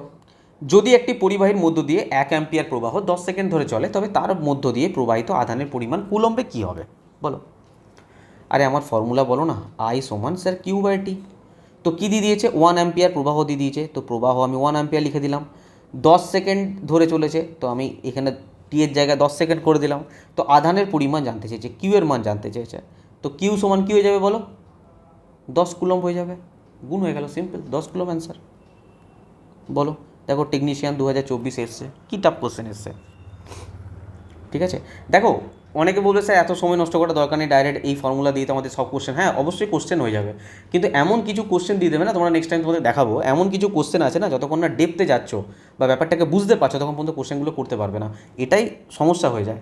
ঠিক আছে, ডাইরেক্ট ফর্মুলা মুখস্থ করে চলে যাও, ম্যাক্সিমাম কোশ্চেন এই টাইপের কোশ্চেন, এরকম কী বলবো লালু টাইপের কোশ্চেন এলে ঠিক আছে, কোনো অসুবিধা নেই। চলো বলো এই কোশ্চেনটা। একটি বৈদ্যুতিক বাল্বের ফিলামেন্ট বোঝো তো, যেটা বাল্বের ভেতরে থাকে উজ্জ্বল হয়ে জ্বলে, এই বৈদ্যুতিক বাল্বের ফিলামেন্ট দ্বারা 5 মিনিট ধরে 1 অ্যাম্পিয়ার তড়িৎ প্রবাহ টানা হয়। ঠিক আছে, তাহলে সার্কিটের মধ্য দিয়ে প্রবাহিত তড়িৎ আধানের পরিমাণ কত? আমরা ফর্মুলা জানি আই সমান কিউ বাই টি। এখানে আধান জানতে চেয়েছে, কিউ এর মান জানতে চেয়েছে, কিউ এর মান কী হবে? I into T. তো আই কত? তড়িৎ প্রবাহ কত? 1 অ্যাম্পিয়ার। ম্যাক্সিমাম স্টুডেন্ট এখানে ভুল করে আসবে যে স্যার টাইমের জায়গাতে কী আছে 5 মিনিট, এই 5 মিনিটটাকে আমাকে এসআই ইউনিটে নিয়ে যেতে হবে, আর 5 মিনিট সমান হচ্ছে 300 সেকেন্ড। তো এখানে হয়ে যাবে 300 কুলম অ্যান্সার, 300 কুলম। কিন্তু এখানে দেখো যদি একটু ভুল করতে, দেখো আই ইন্টু টি, আই হচ্ছে 1 অ্যাম্পিয়ার বলে দিয়েছে, আর এটা বলে দিয়েছে 5, তো কোথাও না কোথাও অনেকে 5 কুলম, মানে সময়টা তো 5 মিনিট দিয়েছে, তো 5 কুলম, তো অনেকে 5 কুলম অ্যান্সার করে দিয়ে চলে আসতে। আর একটু ভুল করবে, ওরা অপশানও এরকম দিয়ে রাখে কি তোমাদের ভুল হবে, মানে ভুল করলে ভুল অ্যান্সারই মারবে, এইভাবে অ্যান্সার দিয়ে রাখে। তো এটা কিন্তু একদমই হবে না, ঠিক আছে? তো চেঞ্জ করতে ভুলবে না টাইমের এককটাকে, 305 মিনিট সমান 300 সেকেন্ড। ওকে, চলো দেখো গ্রুপ ডি 2025-এর প্রশ্ন যেটা পড়েছি সেটাই এসে দেখো, নিম্নলিখিত বিবৃতিগুলির মধ্যে কোনটি প্রথাগত বিদ্যুৎ প্রবাহের দিক সঠিকভাবে বর্ণনা করে? কোষের ঋণাত্মক টার্মিনাল থেকে ধনাত্মক টার্মিনাল, না স্যার একদমই নয়। দিকটি এলোমেলো, এলোমেলো তো নয়ই। কোষের ধনাত্মক টার্মিনাল থেকে ঋণাত্মক টার্মিনাল, একদম সঠিক, একদম সঠিক। ওই যে বললাম যে দিক থেকে ফ্লো হচ্ছে, ধর এখানে ব্যাটারিটা ছিল, হ্যাঁ, আর এখানে ছিল কি তারটা, ওয়্যারটা ছিল, পরিবাহী ছিল আর কি। তো এরকমভাবে ছিল, তো পজিটিভ সাইড এদিকে ছিল, নেগেটিভ সাইড এদিকে ছিল, তো positive positive positive positive positive positive positive positive কোন দিকে ফ্লো হচ্ছে? নেগেটিভের দিকে। তো পজিটিভ দিকে, পজিটিভ থেকে নেগেটিভের দিকে, পজিটিভ থেকে নেগেটিভের দিকে, এটাই বলছে কোষের ধনাত্মক টার্মিনাল থেকে ঋণাত্মক টার্মিনালের দিকে, সেটাই তোমার ফ্লো ছিল। বা এখানে যদি ঘুরিয়ে বলতো যে ইলেকট্রন যেদিকে প্রবাহিত হচ্ছে তার উল্টো দিকে, ইলেকট্রন যেদিকে প্রবাহিত হচ্ছে তার উল্টো দিকে, তো সেটাও হয়ে যেত, ইলেকট্রন ফ্লো হচ্ছে এইদিকে, কারেন্ট ফ্লো হচ্ছে এইদিকে, সিম্পল। দেখো 2025-এর প্রশ্ন গ্রুপ ডির। চলো এই প্রশ্নটা করো, প্রথাগতভাবে ইলেকট্রন প্রবাহ, এই মাত্র বললাম 2025-এর প্রশ্ন, বলো কি বলেছিলাম, কি বলেছিলাম? ইলেকট্রন প্রবাহের বিপরীত দিকে। তো দুভাবেই আসতে পারে, এক তো পজিটিভ থেকে নেগেটিভের দিকে কারেন্ট ফ্লো হয়, এটাও আসতে পারে, আবার বলতে পারে ইলেকট্রন প্রবাহের বিপরীতে। চলো আমরা মোটামুটি কারেন্ট জিনিসটা কী, কীভাবে ফ্লো হয়, চার্জ কী, চার্জ কীভাবে ফ্লো হয়, আমরা সমস্ত জিনিসটাকে বুঝতে পারলাম, একটা ফিল করতে পারলাম মোটামুটি। খুব বেশি জানার দরকার নেই, যেটুকু বললাম ওইটুকু মাথায় রেখেছো, এনাফ, পরীক্ষার জন্য এনাফ। এবার একটা অন্য জিনিস জানবো, কী জিনিস স্যার? এদিকে তাকাও। বৈদ্যুতিক বর্তনী বা ইলেকট্রিক সার্কিট, যদি আমি এই সার্কিটটার দিকে লক্ষ্য করি, আমি দেখতে পাবো যে এখানে কি লাগানো আছে? একটা সোর্স লাগানো আছে। এই সোর্সটা কি সোর্স? যেখান থেকে কি উৎপন্ন হচ্ছে আমরা পরে পড়বো, কি বিভব প্রভেদ কী না কি আমরা পরে পড়বো, আমরা এটুকু বুঝতে পারছি এটা ব্যাটারি লাগানো হচ্ছে, ঠিক আছে? যেটা থেকে কিনা এদিকে পজিটিভ আছে, এদিকে নেগেটিভ আছে, ওকে। এখান থেকে একটা অয়েল লাগানো আছে, একটা অয়েল লাগানো আছে, একটা অয়েল লাগানো আছে, এই অয়েলটা এখানে কী লাগানো আছে? একটা বাল্ব লাগানো আছে, এবং বাল্বের এখান থেকে এখান থেকে এখান থেকে এখান থেকে এখান থেকে জাস্ট নেগেটিভের সঙ্গে তুলনা করা আছে। তো আমরা এটুকু আগে পড়লাম যে ব্যাটারির সঙ্গে যদি একটা পরিবাহীকে আমরা লাগিয়ে দিই, তার মানে তার মধ্যে দিয়ে ফ্লো হচ্ছে। আরে আমরা আগেরবারে কী লাগিয়েছিলাম? পরিবাহী লাগিয়েছিলাম, একটা তার লাগিয়েছিলাম, তো আমি পরিবাহীর মাঝখানে কী লাগিয়ে দিলাম? একটা বাল্ব লাগিয়ে দিলাম, তো আমার কী হবে? লাইট জ্বলবে, কারণ এটা দিয়ে কারেন্ট ফ্লো হচ্ছে। আরে আধান ফ্লো হচ্ছে মানে কারেন্ট ফ্লো হচ্ছে। আর আমাকে সবসময় যাতে এর সাথে যুক্ত অন অফ মানে এর সাথে যুক্ত মানে মানে যেটা সোর্স, আমার ব্যাটারিটা আমার এখানে সোর্স, তো সোর্সের সঙ্গে যা সবসময় যাতে খোলা পড়ানো করতে হয়, সেই জন্য আমি একটা সুইচ নিয়ে নিলাম এখানে। আরে কী নিয়ে নিলাম? একটা সুইচ নিয়ে নিলাম, যে এখান থেকে আমি কী করতে পারবো? দেখো যদি এইটাকে আমরা বলবো একটা বদ্ধ লুপ, ক্লোজ ক্লোজ সার্কিট, যে স্যার পুরো পুরো কারেন্ট ফ্লো হচ্ছে, কোনো অসুবিধা নেই। আমি ধরো কোথাও না কোথাও আমি এখানে কাট করে দিই, এই জায়গাটা আমি কী করে দিলাম? কাট করে দিলাম, কাট লাগিয়ে দিলাম এই জায়গাটা, ঠিক আছে? চলো এটা দিয়ে বুঝতে পারছো না, আমি তোমাদেরকে ভালো করে বুঝিয়ে দিচ্ছি। ধরো আমি এইখানটা কাট লাগিয়ে দিলাম, এই জায়গাটা কাট লাগিয়ে দিলাম, তো আমাকে বলো আর কি কারেন্ট ফ্লো হবে? এই বাল্বটা কি তখন আর জ্বলবে? না স্যার জ্বলবে না, কারণ কি? কারেন্ট ফ্লো হচ্ছে না। কি হচ্ছে না? কারেন্ট ফ্লো হচ্ছে না, এখানে কারেন্ট ফ্লো হচ্ছে না, তার মানে আমার যদি সার্কিটটা ক্লোজ থাকে তখনই কারেন্ট ফ্লো হবে। বা আমি যদি বলতে পারি যে এই যে সুইচটা আছে, এই সুইচটা যদি আমি অফ করে দিই, অফ করে দেওয়া মানে কি? তার মানে নিশ্চয়ই কারেন্ট, আর এদিকে ধরো আমার এখানে পুরো এটা বাদ দাও, আমি মানছি যে আমার এখানে সব ঠিক আছে, আমি শুধু কি করলাম? এই সুইচটাকে অফ করে দিলাম, এই সুইচটাকে অফ করে দিলাম। অফ করে দেওয়া মানে কি? মানে এখান থেকে আর কারেন্ট যেতে পারলো না, কোথাও না কোথাও এখানে সার্কিট বিচ্ছিন্ন হয়ে গেল, এখানে সার্কিট বিচ্ছিন্ন হয়ে গেল, এখান থেকে কারেন্ট ফ্লোই হচ্ছে না, তো আমার বাল্বটা জ্বলবে না? স্যার বাল্বটা আমার জ্বলবে না, বন্ধ হয়ে যাবে, ঠিক আছে? তো একটা বৈদ্যুতিক বর্তনীতে দেখো আমার একটা ব্যাটারি লাগছে, একটা পরিবাহী লাগছে, একটা সুইচ লাগছে, এরকম আরও অনেক জিনিস লাগে।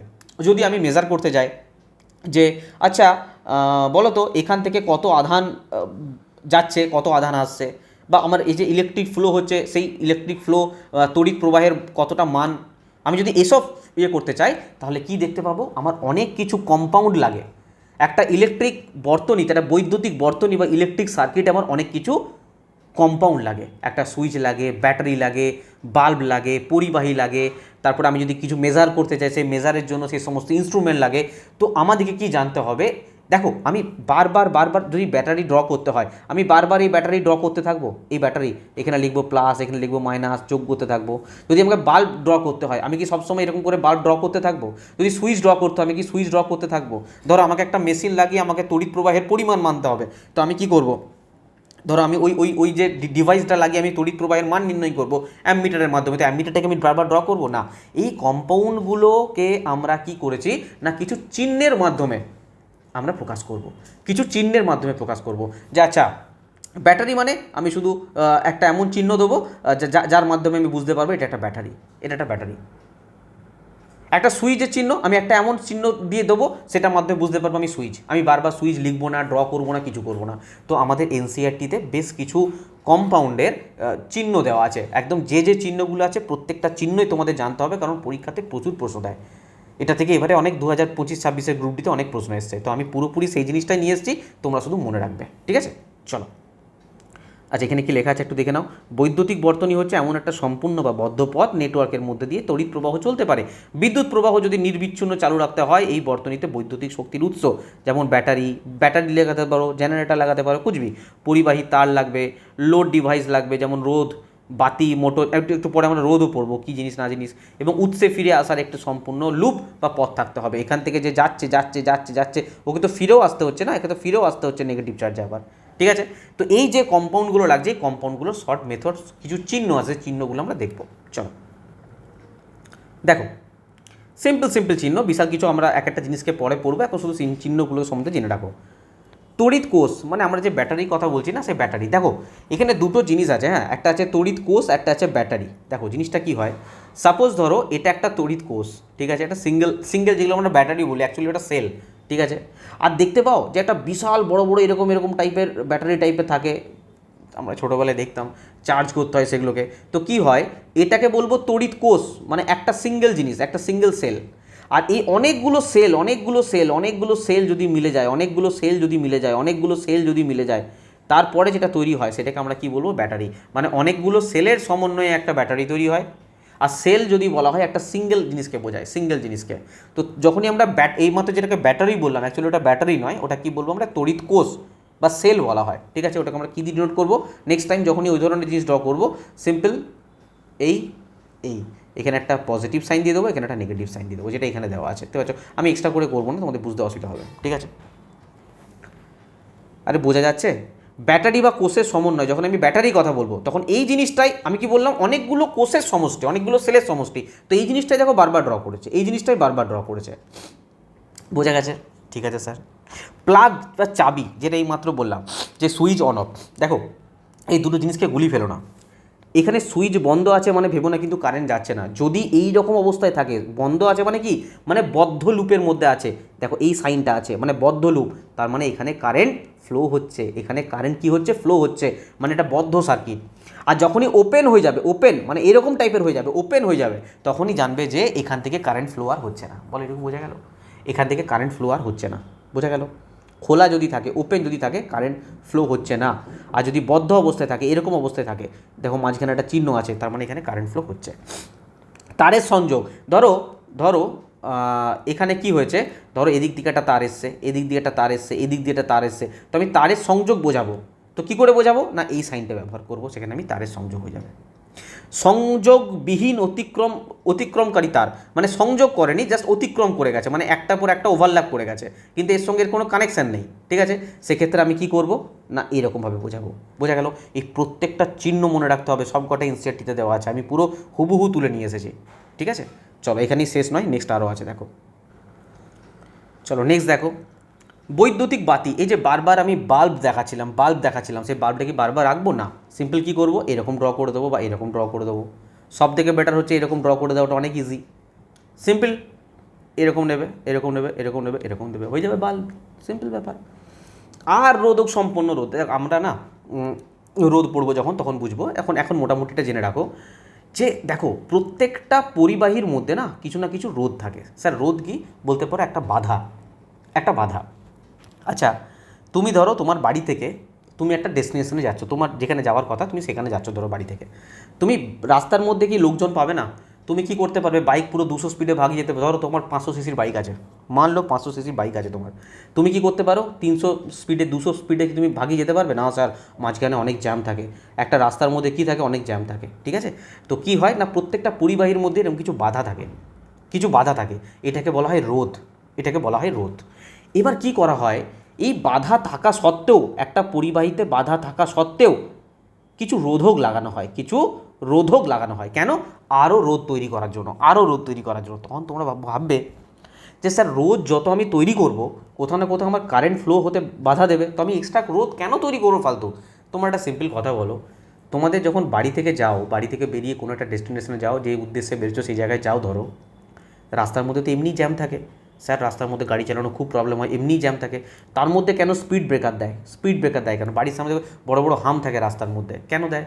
বা অনেক স্পিড ব্রেকার থাকে, যারা শহরাঞ্চলে দেখবে অনেক স্পিড ব্রেকার দেয় বা হাম দেয়, কেন দেয়? কিসের জন্য? রাস্তায় তো এমনি জ্যাম থাকে, কারণ কোথাও না কোথাও গিয়ে পরে গাড়ি একদম স্লো করতে হয়, সেখানে বেশি সামনে স্কুল থাকতে পারে, সামনে হসপিটাল থাকতে পারে, কুচবি থাকতে পারে, মন্দির থাকতে, কিছু থাকতে পারে। তো সেই জন্য কী হয়, সেই জায়গাতে শুধু স্লো গেলে হবে না, একদম স্লো যেতে হবে, তার জন্য স্পিড ব্রেকার থাকে, রাস্তায় রাস্তায় হাম লাগানো থাকে। ঠিক সেই রকমই এই পরিবাহীর মধ্যেও আমরা দেখব যে কোনো কোনো জায়গাতে বেশি বাধা তৈরি করতে হবে, বেশি বাধা তৈরি করতে হবে, কারেন্ট যেন ফ্লো বেশি হতে না পারে। তো সেই জন্য কী হয়, বাইরে থেকে রোধক লাগানো হয়, রেজিস্টার লাগানো হয়, রোধক লাগানো হয়। তো সেই রোধককে আমরা কী দিয়ে ডিনোট করবো? এইরকম সাইন দিয়ে ডিনোট করবো, এইরকম সাইন দিয়ে। ঠিক আছে স্যার, ঠিক আছে। এবার একটা জিনিস বুঝবে, ধরো আমার এই একটা পরিবাহী আছে, আমি এই পরিবাহীর মধ্যে আমার ধরো সাপোজ বলছি, আমি ওহম টোহম সব পরে বোঝাবো, এবার মোটামুটি ভেবে নাও যে আমার রোধ দরকার 2 ওহম, একটা আমি রোধক লাগিয়ে দিলাম, ঠিক আছে, একটা আমি কি লাগিয়ে দিলাম, রেজিস্টার লাগিয়ে দিলাম, সেই রেজিস্টারটা আমাকে 2 ওহম পর্যন্ত রোধ দেবে, ভালো কথা। ধরো আমি আরেকটা পরিবাহী নিয়ে এলাম, ধরো এই পরিবাহীটাতেই, ধরো এই পরিবাহীটিতে এমন কিছু কন্ডিশন হলো যে এই পরিবাহীটাতেই আমার না 4 ওহম রোধ দরকার, 4 ওহম রোধ দরকার। এবারে কি করতে হবে না, এই যে রোধকটা লাগিয়েছিলাম, এই রোধকটাকে কি করতে হবে, চেঞ্জ করতে হবে, কারণ এই রোধকটা আমাকে 2 ওহম পর্যন্ত রোধ দিচ্ছিল, কিন্তু যখন আমার 4 ওহম রোধ দরকার, তখন কি এই রোধকটা দিতে পারবে? পারবে না স্যার, আমাকে চেঞ্জ করতে হবে। তো কি হয়েছে, পরবর্তীকালে না পরিবর্তনশীল রোধ তৈরি হলো বা রিওস্ট্যাট তৈরি হলো। রিওস্ট্যাট কি না, আমি চেঞ্জ করতে পারি। এটা ধরো 2 ওহম রোধ দিচ্ছিল, আমি কি করলাম, এটা ধরে একটা টানার ব্যবস্থা থাকে, একটা মেশিন থাকে, ওটা টেনে দিলে আমি 4 ওহম পর্যন্ত করতে পারি, 6 ওহম পর্যন্ত করতে পারি, মানে রোধটা চেঞ্জ করতে পারি। তো আমাকে বারবার রোধক লাগানোর প্রয়োজন পড়বে না, আরে বারবার রোধক লাগানোর প্রয়োজন পড়বে না, আমি ইচ্ছা মতো চেঞ্জ করতে পারবো। ওটাকে বলে রিওস্ট্যাট, একটা মেশিন পাওয়া যায়, সেটাকে আমরা কী ডিনোট করবো, সেম টু সেম রোধকের মতনই, জাস্ট মাঝখানে একটা তীর চিহ্ন অথবা এরকম করে একটা তীর চিহ্ন, ঠিক আছে, একদম সেম টু সেম রোধকের মতনই। কিন্তু রিওস্ট্যাটটা কি, আমরা রোধটা চেঞ্জ করতে পারি, এখানে আমরা রোধ চেঞ্জ করতে পারবো না, ফিক্সড যে আমি এই রোধকটা লাগালাম আমাকে এত ওহম রোধ দেবে, কিন্তু রিওস্ট্যাটের ক্ষেত্রে আমরা চেঞ্জ করতে পারবো। বোঝা গেল? এইটুকু বোঝো, শুধু বেশি কিছু বোঝার দরকার নেই। অ্যামমিটার যেখানে আমাদের কারেন্ট ফ্লোটা মেজার করতে পারে, যে কতটা তড়িৎ প্রবাহ হচ্ছে, সেক্ষেত্রে আমরা কী করবো, এইরকমভাবে নোট করবো, এইটা লিখে পরে মাঝখানে এ, তারপরে প্লাস মাইনাস দিয়ে যেরকম আছে আর কি, দেখতে পাচ্ছ। আর ভোল্ট মিটার কী করে, ভোল্ট মিটার বিভব পার্থক্য নির্ণয় করে। স্যার বিভব পার্থক্য কী, একটু পরে আমরা জানবো বিভব পার্থক্য কী, ঠিক আছে। বিভব পার্থক্য যদি না হয়, অ্যাকচুয়ালি কারেন্ট ফ্লোই হবে না, কারেন্ট ফ্লোই হবে না। তো কোথাও না কোথাও বিভব পার্থক্যকে আমরা ভি দ্বারা ডিনোট করি, ভি দ্বারা, ঠিক আছে। আর সাইনটা হবে ঠিক এরকম, যেমনটা আছে পুরো সেম রকম থাকবে, ঠিক আছে। আরে বলো, মনে থাকবে? 11টা তোমাদের এনসিআরটিতে আছে, আমি 11টায় নিয়ে এসেছি, প্রত্যেকটা সিম্বল মনে রাখবে, পরীক্ষাতে বারবার বলছি, অনেক দিচ্ছে এই জিনিসটা। ওকে, চলো এবার আমরা এই মাত্র যেটা বললাম না সেটাই পড়বো, বিভব পার্থক্য। স্যার বিভব পার্থক্য কী জিনিস স্যার? দেখো, একটা সিম্পল জিনিস দিয়ে বোঝাবো, এত হিজিবিজি ছেড়ে দাও। আমি বলতে চাইছি যে ধরো একটা লোহার এরকম একটা ডান্ডা আছে, হ্যাঁ, একটা লোহার ধরো কিছু জিনিস আছে, আমি কি করলাম, এখানে না প্রচুর টেম্পারেচার দিলাম, প্রচুর টেম্পারেচার দিলাম, ধরো এখানে টেম্পারেচার হয়ে গেল প্রায়, ধরো কী বলবো, 70 ডিগ্রি সেলসিয়াস, ধরো 70 সেলসিয়াস, প্রচুর টেম্পারেচার দিয়েছে, 70 ডিগ্রি সেলসিয়াস উত্তপ্ত হয়ে গেছে। আমার এই যে প্রান্তে আমি হাত রাখতে পারবো আরামসে? স্যার আমি তো টেম্পারেচার দিয়েছি এখানে, এখানে টেম্পারেচার দিয়েছি, আমার এখানের সঙ্গে সম্পর্ক কি? দেখবো একটু পরে না এই জায়গাটাও টেম্পারেচার পুরো একদম গরম হয়ে গেছে, একটু পরে দেখবো পুরো লোহার যে জান্ডাটা ছিল না, লোহার যে লাঠিটা ছিল, দেখবো পুরো সেম টেম্পারেচার হয়ে গেছে, সেম টেম্পারেচার। কী করে হলো না, কোথাও না কোথাও টেম্পারেচারটা ফ্লো হয়েছে, কোথাও না কোথাও টেম্পারেচারটা ফ্লো হয়েছে, টেম্পারেচারটা ফ্লো হয়েছে, ঠিক। তার মানে আমি কি দেখতে পেলাম না, আমার বেশি টেম্পারেচার যেখানে আছে, আরে বাবা বেশি টেম্পারেচার যেখানে আছে সেখান থেকে কম টেম্পারেচারের দিকে আমার এটা ফ্লো হয়েছে, না হলে ফ্লো হতো না স্যার, হিট ফ্লো হতো না। ধরো তুমি এক কাপ চা খেলে, হ্যাঁ, এক কাপ চা দিয়ে গেল তোমাকে, এই দেখবে একটু পর কি হয়ে যায়, যখন দিয়ে গেল দেখবে একদম গরম ধোঁয়া উঠছে, একটু পর দেখবে মানে হয়ে গেছে, পুরো ঠান্ডা হয়ে গেছে। কেন হলো? কারণ এই যে চাটা আছে না, এই চাটা কি, চাটা হচ্ছে স্যার টেম্পারেচার বেশি আছে, এখানে টেম্পারেচার বেশি আছে, উষ্ণতা বেশি আছে, আর বাইরের টেম্পারেচার কি এই চায়ের থেকে কম আছে, তো কোথাও না কোথাও বেশির থেকে কমের দিকে প্রবাহিত হয়। তো কি হয় না, টেম্পারেচারটা বেশির থেকে কমের দিকে প্রবাহিত হয়েছে, দ্যাটস ওয়াই এই চাটা ঠান্ডা হয়ে গেছে। প্রকৃতি এই রুম টেম্পারেচার যেরকম থাকবে একটু পরে চায়ের টেম্পারেচার সেরকম হয়ে যাবে। আরে বোঝা যাচ্ছে? তো কোথাও না কোথাও বলতে পারি যে টেম্পারেচারে যদি ডিফারেন্স না ঘটে তাহলে কি টেম্পারেচার ফ্লো হতো? এটুকু বলো আমাকে। ফ্লো হতো না। আমি যদি সিম্পল এই চায়ের টেম্পারেচার যা, রুমের টেম্পারেচার যা, তাই আমি যে সিম্পল এনে রেখে দিই, আমার কোনো রকম টেম্পারেচার আদান প্রদান ঘটবে? চাটা কি অটোমেটিক গরম হয়ে যাবে? না আমার ঘরের পরিবেশটা অটোমেটিক গরম হয়ে যাবে? এরকম কিছু হয়ে যাবে না স্যার, হবে না। কারণ কোথাও না কোথাও কিছু ফ্লো হওয়ার জন্য কি দরকার, পার্থক্য দরকার, টেম্পারেচারের পার্থক্য দরকার। ঠিক সেই রকমই আমার একটা পরিবাহী আছে, এই পরিবাহীর মধ্য থেকে যে ইলেকট্রন ফ্লো হচ্ছে, চার্জ যে ফ্লো হচ্ছে, নিশ্চয়ই এই প্রান্তটা আর এই প্রান্তটার মধ্যে কিছু ডিফারেন্স আছে। সেই ডিফারেন্সের জন্য এক সাইড থেকে অপর সাইডে ফ্লো হচ্ছে ইলেকট্রনগুলো। আরে কিছু না কিছু তো ডিফারেন্স আছে না। এই ডিফারেন্সটা কি? এই ডিফারেন্সটাই হচ্ছে পোটেনশিয়াল ডিফারেন্স, বিভব পার্থক্য। তো মনে রাখবে, টেম্পারেচারের মতনও তড়িৎ প্রবাহের দিক থেকে কি হয় না, উচ্চ বৈদ্যুতিক বিভব থেকে, মানে ধরো এখানের বিভব প্রভেদ অনেক বেশি, এখানে বিভব প্রভেদ কম, তো কি হবে, এদিকে ফ্লো করবে, তড়িৎ প্রবাহ এদিকে ফ্লো করবে, উচ্চ বৈদ্যুতিক বিভব থেকে নিম্ন বৈদ্যুতিক বিভবের দিকে ফ্লো হবে। তো কোথাও না কোথাও আমি একটা জিনিস বলতে চাইছি যে কোথাও না কোথাও এই দুটো সাইডের মধ্যে কিছু না কিছু ডিফারেন্স তো থাকবে। যেমন আমি এই যে লোহারটা দিয়ে বোঝালাম, যদি এদের এই টেম্পারেচার, এখানে টেম্পারেচারের মধ্যে পার্থক্য না থাকে, তাহলে টেম্পারেচার কি ফ্লো হবে? হবে না ফ্লো, কোনোভাবেই হবে না। ঠিক সেই রকমই যদি এই পরিবাহীটার মধ্যে এই দুটো প্রান্তের যদি এর মধ্যে কিছু ডিফারেন্স না থাকে, তাহলে কি কারেন্ট এমনি ফ্লো হবে, তড়িৎ এমনি ফ্লো হবে? না, হবে না।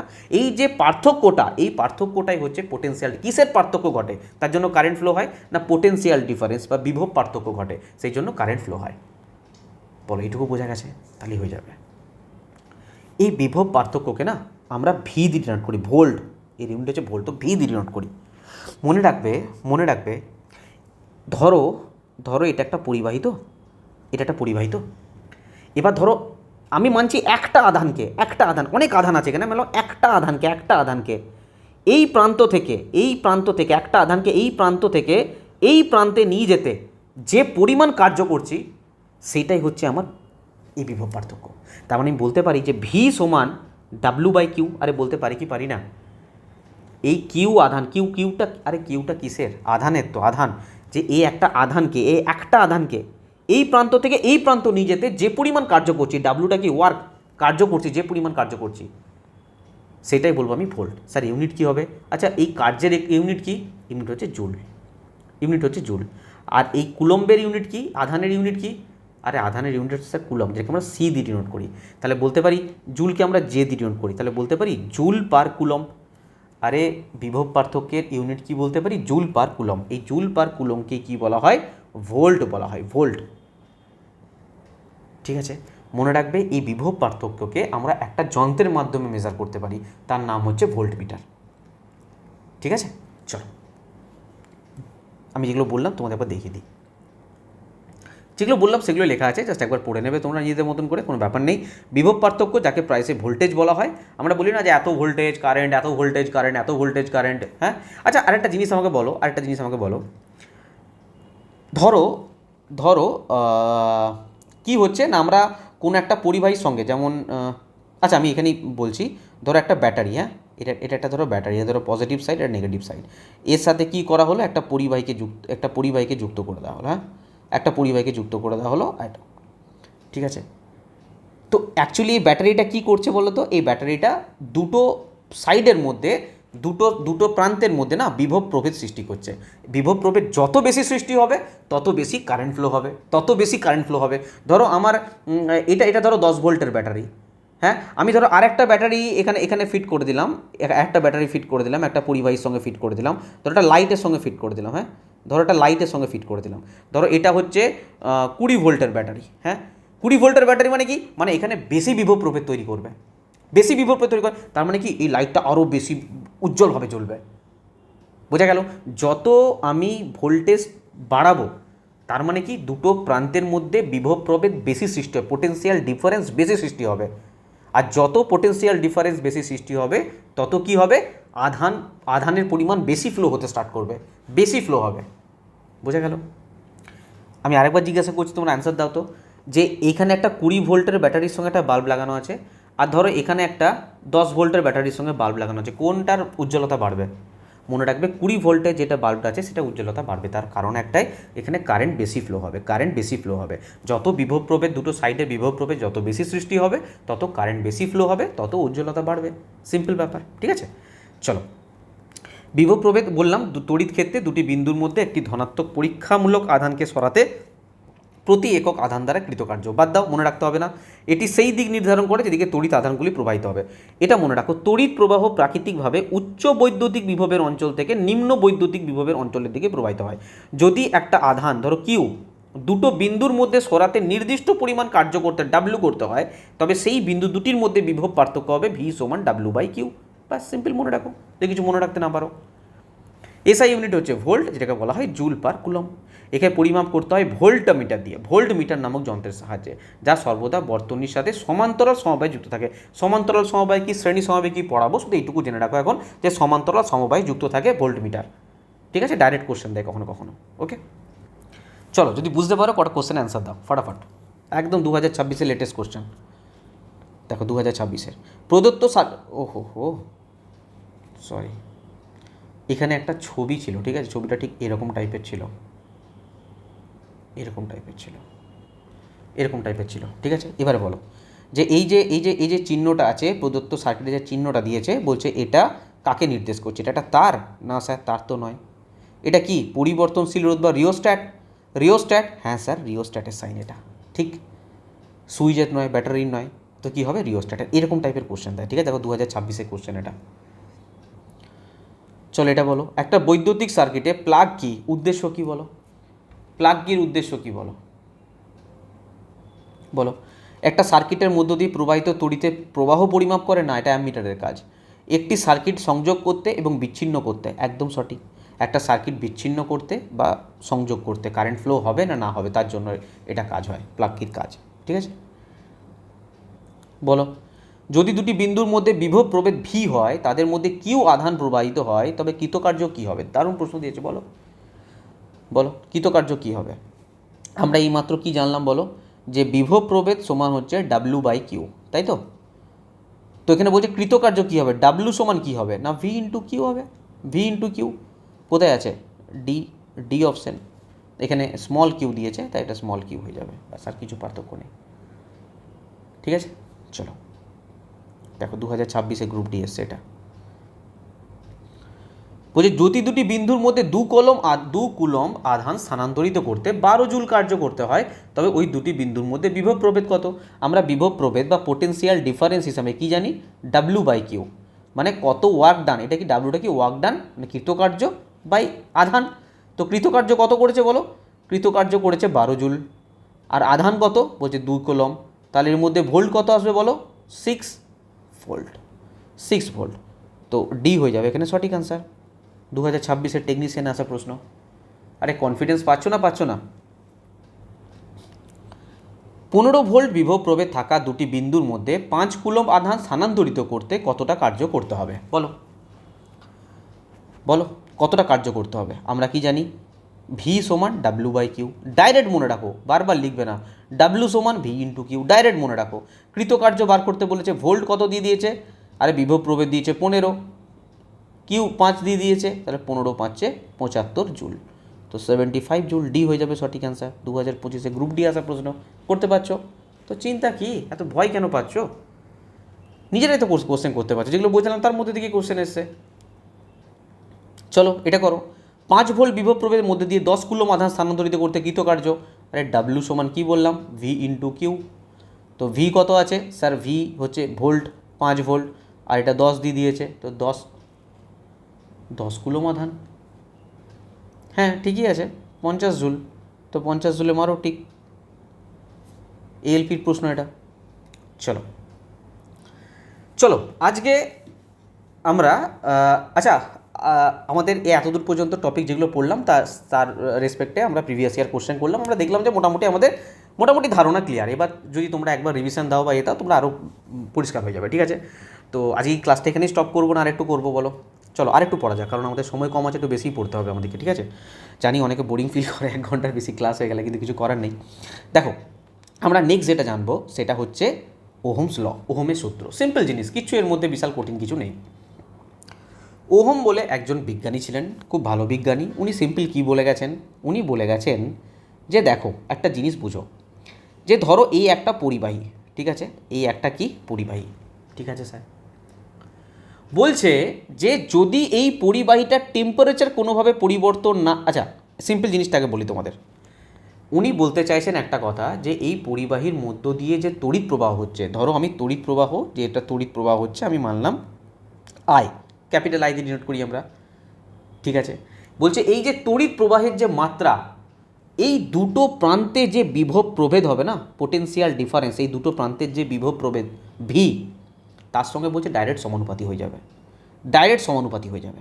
এটা বলতে চাইছে যে দেখো ভাই, আমরা বারবার মেজার করার প্রয়োজন নেই, তোমরা সিম্পল এটুকু মনে রাখো, আমি এক্সাম মানে পরীক্ষা নিরীক্ষা করে এটুকু বুঝলাম যে দুই প্রান্তের বিভব প্রভেদ এই তড়িৎ প্রবাহ মাত্রার সঙ্গে পুরো সমানুপাতিক।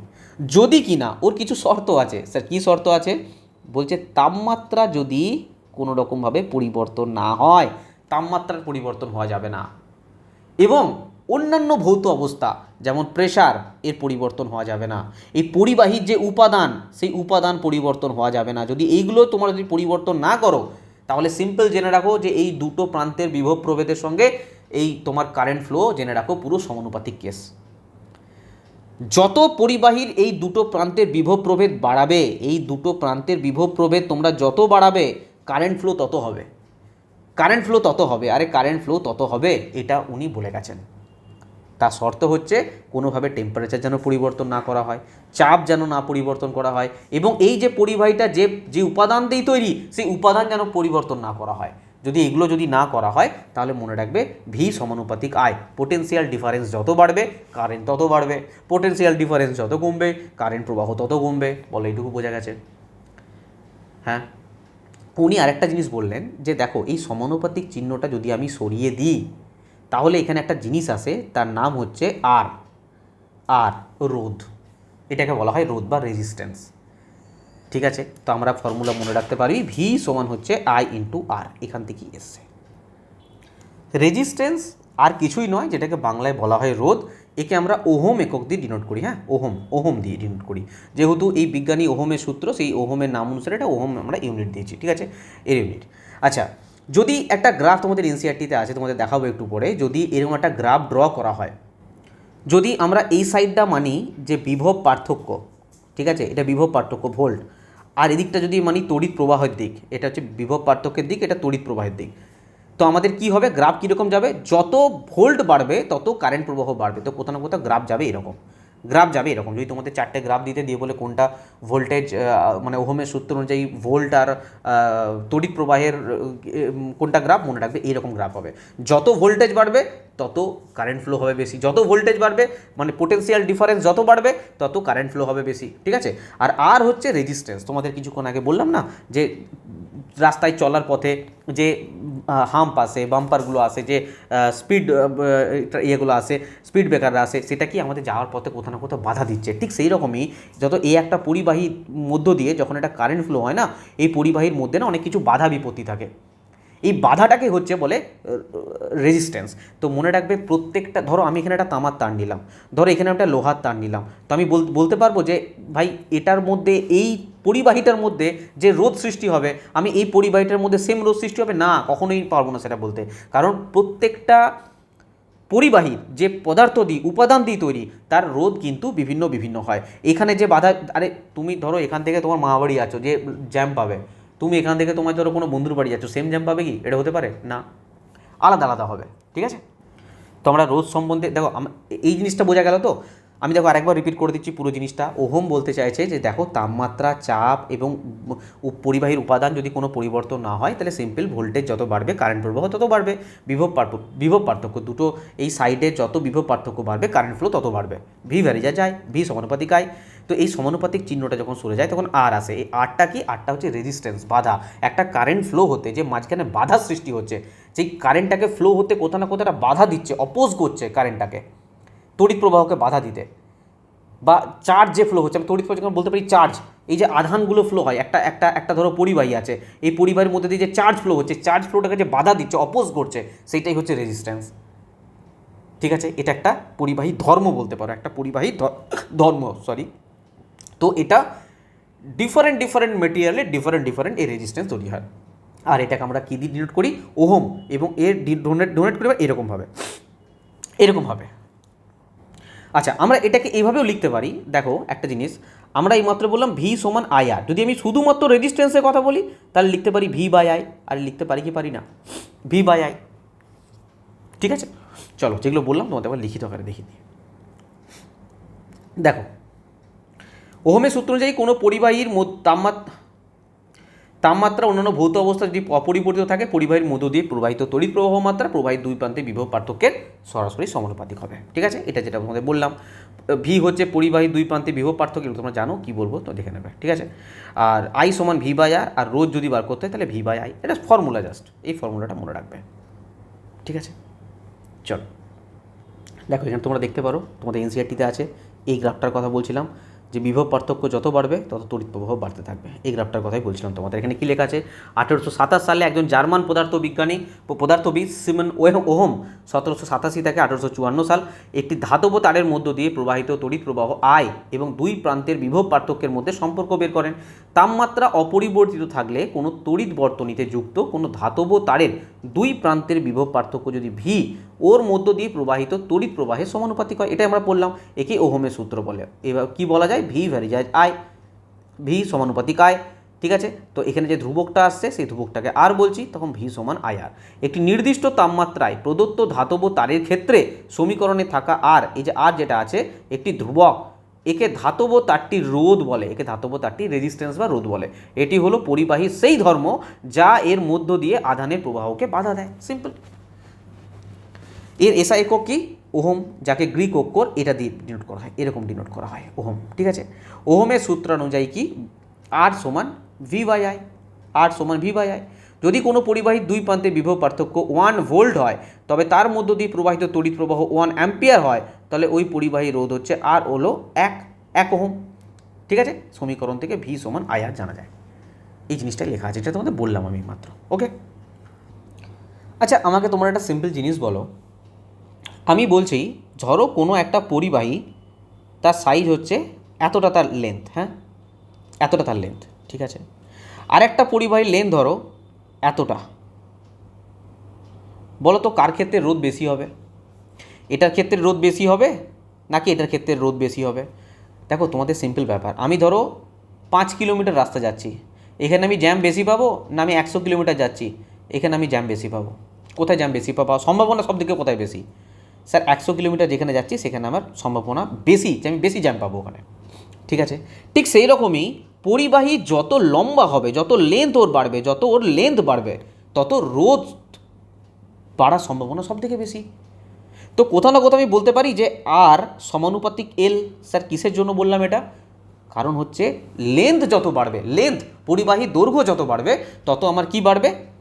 রোধ বাড়বে। ঠিক আছে স্যার। আচ্ছা আরেকটা জিনিস বলো, ধরো কোনো পরিবাহীর প্রস্থচ্ছেদের ক্ষেত্রফল এটুকু আছে, এইটুকু, জাস্ট এইটুকু।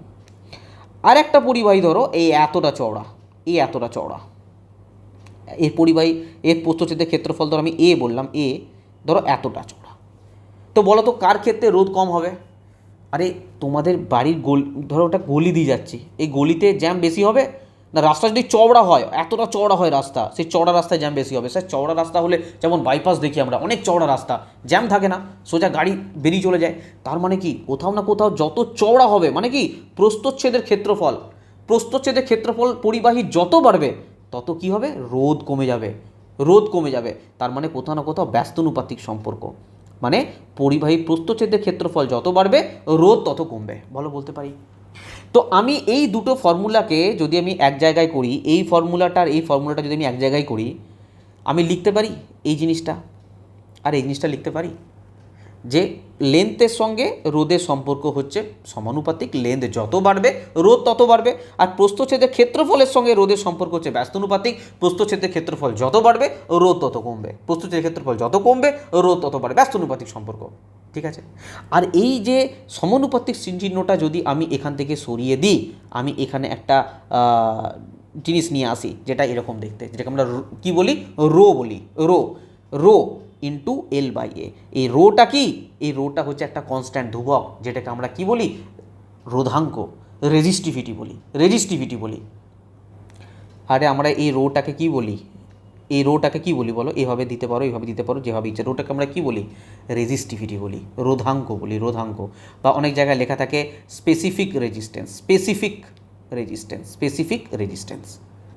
তাহলে স্পেসিফিক রেজিস্ট্যান্স যখন আমি বলছি বা রেজিস্টিভিটি বলছি, তার মানে আমি বলতে পারি যে কোনো একটা পরিবাহীর একক দৈর্ঘ্য, মানে তার লেন্থ একক দৈর্ঘ্য এবং একক প্রস্থচ্ছেদের ক্ষেত্রফল বিশিষ্ট একটা টুকরোর মধ্যে যে পরিমাণ, মানে ওই উপাদানের, দেখো মেনলি কী হয়, এটা না উপাদানের ওপর ডিপেন্ড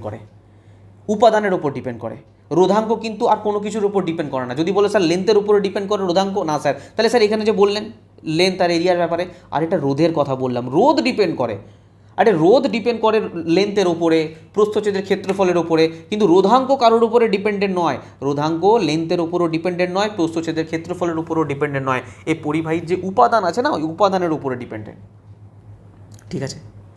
সহজ ভাষায় এটাও জেনে রাখতে পারো যে আপেক্ষিক রোধ বা এই রোধাঙ্ক যার কথা বলছি, স্পেসিফিক রেজিস্ট্যান্স বা রেজিস্টিভিটি যত কম হবে বিদ্যুৎ সহজে প্রবাহিত হতে পারবে, যত কম হবে। যদি আমি তোমাদের বলি, ধরো একটা তামার তার নিলাম, ঠিক আছে, আর একটা রাবার নিলাম, বলো তো কার ক্ষেত্রে রেজিস্টিভিটি কম হবে, বলো তো কার ক্ষেত্রে রেজিস্টিভিটি কম হবে বলো। দেখো আমি তোমাদের কি বললাম, যে এই যে রোধাঙ্ক রেজিস্টিভিটি এ কারোর উপর ডিপেন্ডেন্ট নয়, লেন্থের উপরে দৈর্ঘ্যের উপরে ডিপেন্ডেন্ট নয় স্যার, আকার আকৃতির উপরে ডিপেন্ডেন্ট নয় স্যার, এ শুধুমাত্র পদার্থের উপাদানের উপর ডিপেন্ডেন্ট। তো তামা যে উপাদান দিয়ে তৈরি, রাবার নিশ্চয়ই সেই উপাদান দিয়ে তৈরি নয়, তো কোথাও না কোথাও তামা এবং রাবার এই দুটোর ক্ষেত্রে আলাদা আলাদা রোধাঙ্ক থাকবে অবশ্যই স্যার। তামার ক্ষেত্রে তড়িৎ প্রবাহ ভালো হয় না রাবারের ক্ষেত্রে তড়িৎ প্রবাহ ভালো হয়? স্যার তামার ক্ষেত্রে, রাবার তো ওয়ান টাইপ অফ ইনসুলেটার, কাঁচ রাবার এটা তো ঠিকঠাকভাবে বিদ্যুৎ সহজে যেতেই পারে না, তো কোথাও না কোথাও আমি বলতে পারি যে রাবারের রেজিস্টিভিটি, রোধাঙ্ক অনেক বেশি। আপেক্ষিক রোধ, রোধাঙ্ক, রেজিস্টিভিটি, স্পেসিফিক রেজিস্ট্যান্স যাই বলো না কেন, এর অনেক বেশি। আর তামার ক্ষেত্রে স্পেসিফিক রেজিস্ট্যান্স অনেক কম, রোধাঙ্ক অনেক কম, তার জন্য কারেন্ট সহজেই ফ্লো হতে পারে। এবার যদি বলি যে বলো তো এই যে রোধাঙ্ক, যে রোধাঙ্কের কথা বলছি, এর একক কী বলো। তার আগে একটা সিম্পল জিনিস দেখো, আমার এই জিনিসটা এলো, এইটুকু মনে রাখো, আমি নেক্সট স্লাইডে তোমার দেখাচ্ছি। তো এইটুকু মনে রাখো, আর সমান কি, আর সমান রো ইন্টু এল বাই এ, এতদূর পর্যন্ত আমাদের ক্লিয়ার। আমি এখান থেকে তোমাদের এর যে ইউনিট হয়, যে একক হয়, সেটা আমি তোমাদের বার করে দেখাচ্ছি। চলো, আমি কি দেখলাম, আর সমান হচ্ছে sir rho into L by A. তো আমি শুধুমাত্র রো এর মান কত বার করতে পারি বলো, রো সমান কি লিখতে পারি, আমি লিখতে পারি যে আর ইন্টু এ বাই এল। হ্যাঁ স্যার লিখতেই পারি। তো আমাকে বলো এই রোধের একক কি, স্যার রোধের একক হচ্ছে ওহম। এরিয়ার একক কি, এরিয়ার একক হচ্ছে স্যার মিটার স্কোয়ার। আর লেন্থের একক কি, স্যার লেন্থের একক হচ্ছে মিটার। তো এই মিটারের সঙ্গে এই একটা মিটার কেটে গেল, মানে স্কোয়ারটা কেটে গেল, তাহলে কী পড়ে রইল, ওহম মিটার। তো বলতে পারি যে রোধাঙ্কের একক হচ্ছে ওহম মিটার। কার ক্ষেত্রে এটা, এসআই এর ক্ষেত্রে। আর যদি আমার সিজিএস চাই তাহলে কি বল করবো, আরে এসআই এর ক্ষেত্রে ওহম মিটার, তা আমি এক্ষেত্রে এই সিজিএস এর ক্ষেত্রে মিটারের জায়গায় সেন্টিমিটার লিখবো, মানে ওহম সেন্টিমিটার, বাস সিম্পল জিনিস। চলো যেগুলো বললাম তোমাদের একবার লিখিত আকারে দেখিয়ে দিই। দেখো ইলেকট্রিক্যাল রেজিস্টিভিটি বা রোধাঙ্ক, কোনো পরিবাহীর একক দৈর্ঘ্য এবং একক দরকার নেই, আমি যেগুলো বললাম সেগুলো মনে রাখো, বাস আর কিছু লাগবে না, শুধু এই ফর্মুলাটা মনে রাখো, আর সমান হচ্ছে রো এল বাই এ। আর এখানে রোধ, রো হচ্ছে আপেক্ষিক রোধ, এল হচ্ছে দৈর্ঘ্য, ঠিক আছে, রো আপেক্ষিক রোধ বা রোধাঙ্ক কুছ ভি বললো, ঠিক আছে, এ হচ্ছে প্রস্থচ্ছেদের ক্ষেত্রফল, বাস এইটুকু মনে রাখো। ঠিক আছে, আর তোমাদের যেটা বললাম যে আর সমান রো এল বাই এ, তার মানে রোধাঙ্কের ক্ষেত্রে কি লিখতে পারি, আর ইন্টু এ বাই এল, ব্যাস এই ফর্মুলাটা মনে রাখো, ব্যাস আর কিছু লাগবে না। চলো আর কি আছে দেখো, বলছে এসআই একক হচ্ছে ওহম মিটার। আমি তোমাদের এখনও পর্যন্ত কোনো একক মুখস্থ করিয়েছি, সব বার করে দেখিয়েছি, আসছে কোথা থেকে দেখো, ডাইরেক্ট মুখস্থ রাখার দরকার নেই। ওহম মিটার, সিজিএস একক হচ্ছে ওহম সেন্টিমিটার। কি পয়েন্ট কিছু মনে রাখবে, উপাদানের নিজস্ব ধর্ম, আপেক্ষিক রোধ মানে যেটা রোধাঙ্ক বললাম, পরিবাহীর আকার, আকৃতি, দৈর্ঘ্য, ক্ষেত্রফলের উপর নির্ভর করে না, এটি শুধুমাত্র পরিবাহীর উপাদান বা তাপমাত্রার উপর নির্ভর করে, মনে থাকবে। সুপরিবাহী তামা বা রূপোর মতন এদের আপেক্ষিক রোধ খুব কম, তাই বিদ্যুৎ সহজে প্রবাহিত হয়।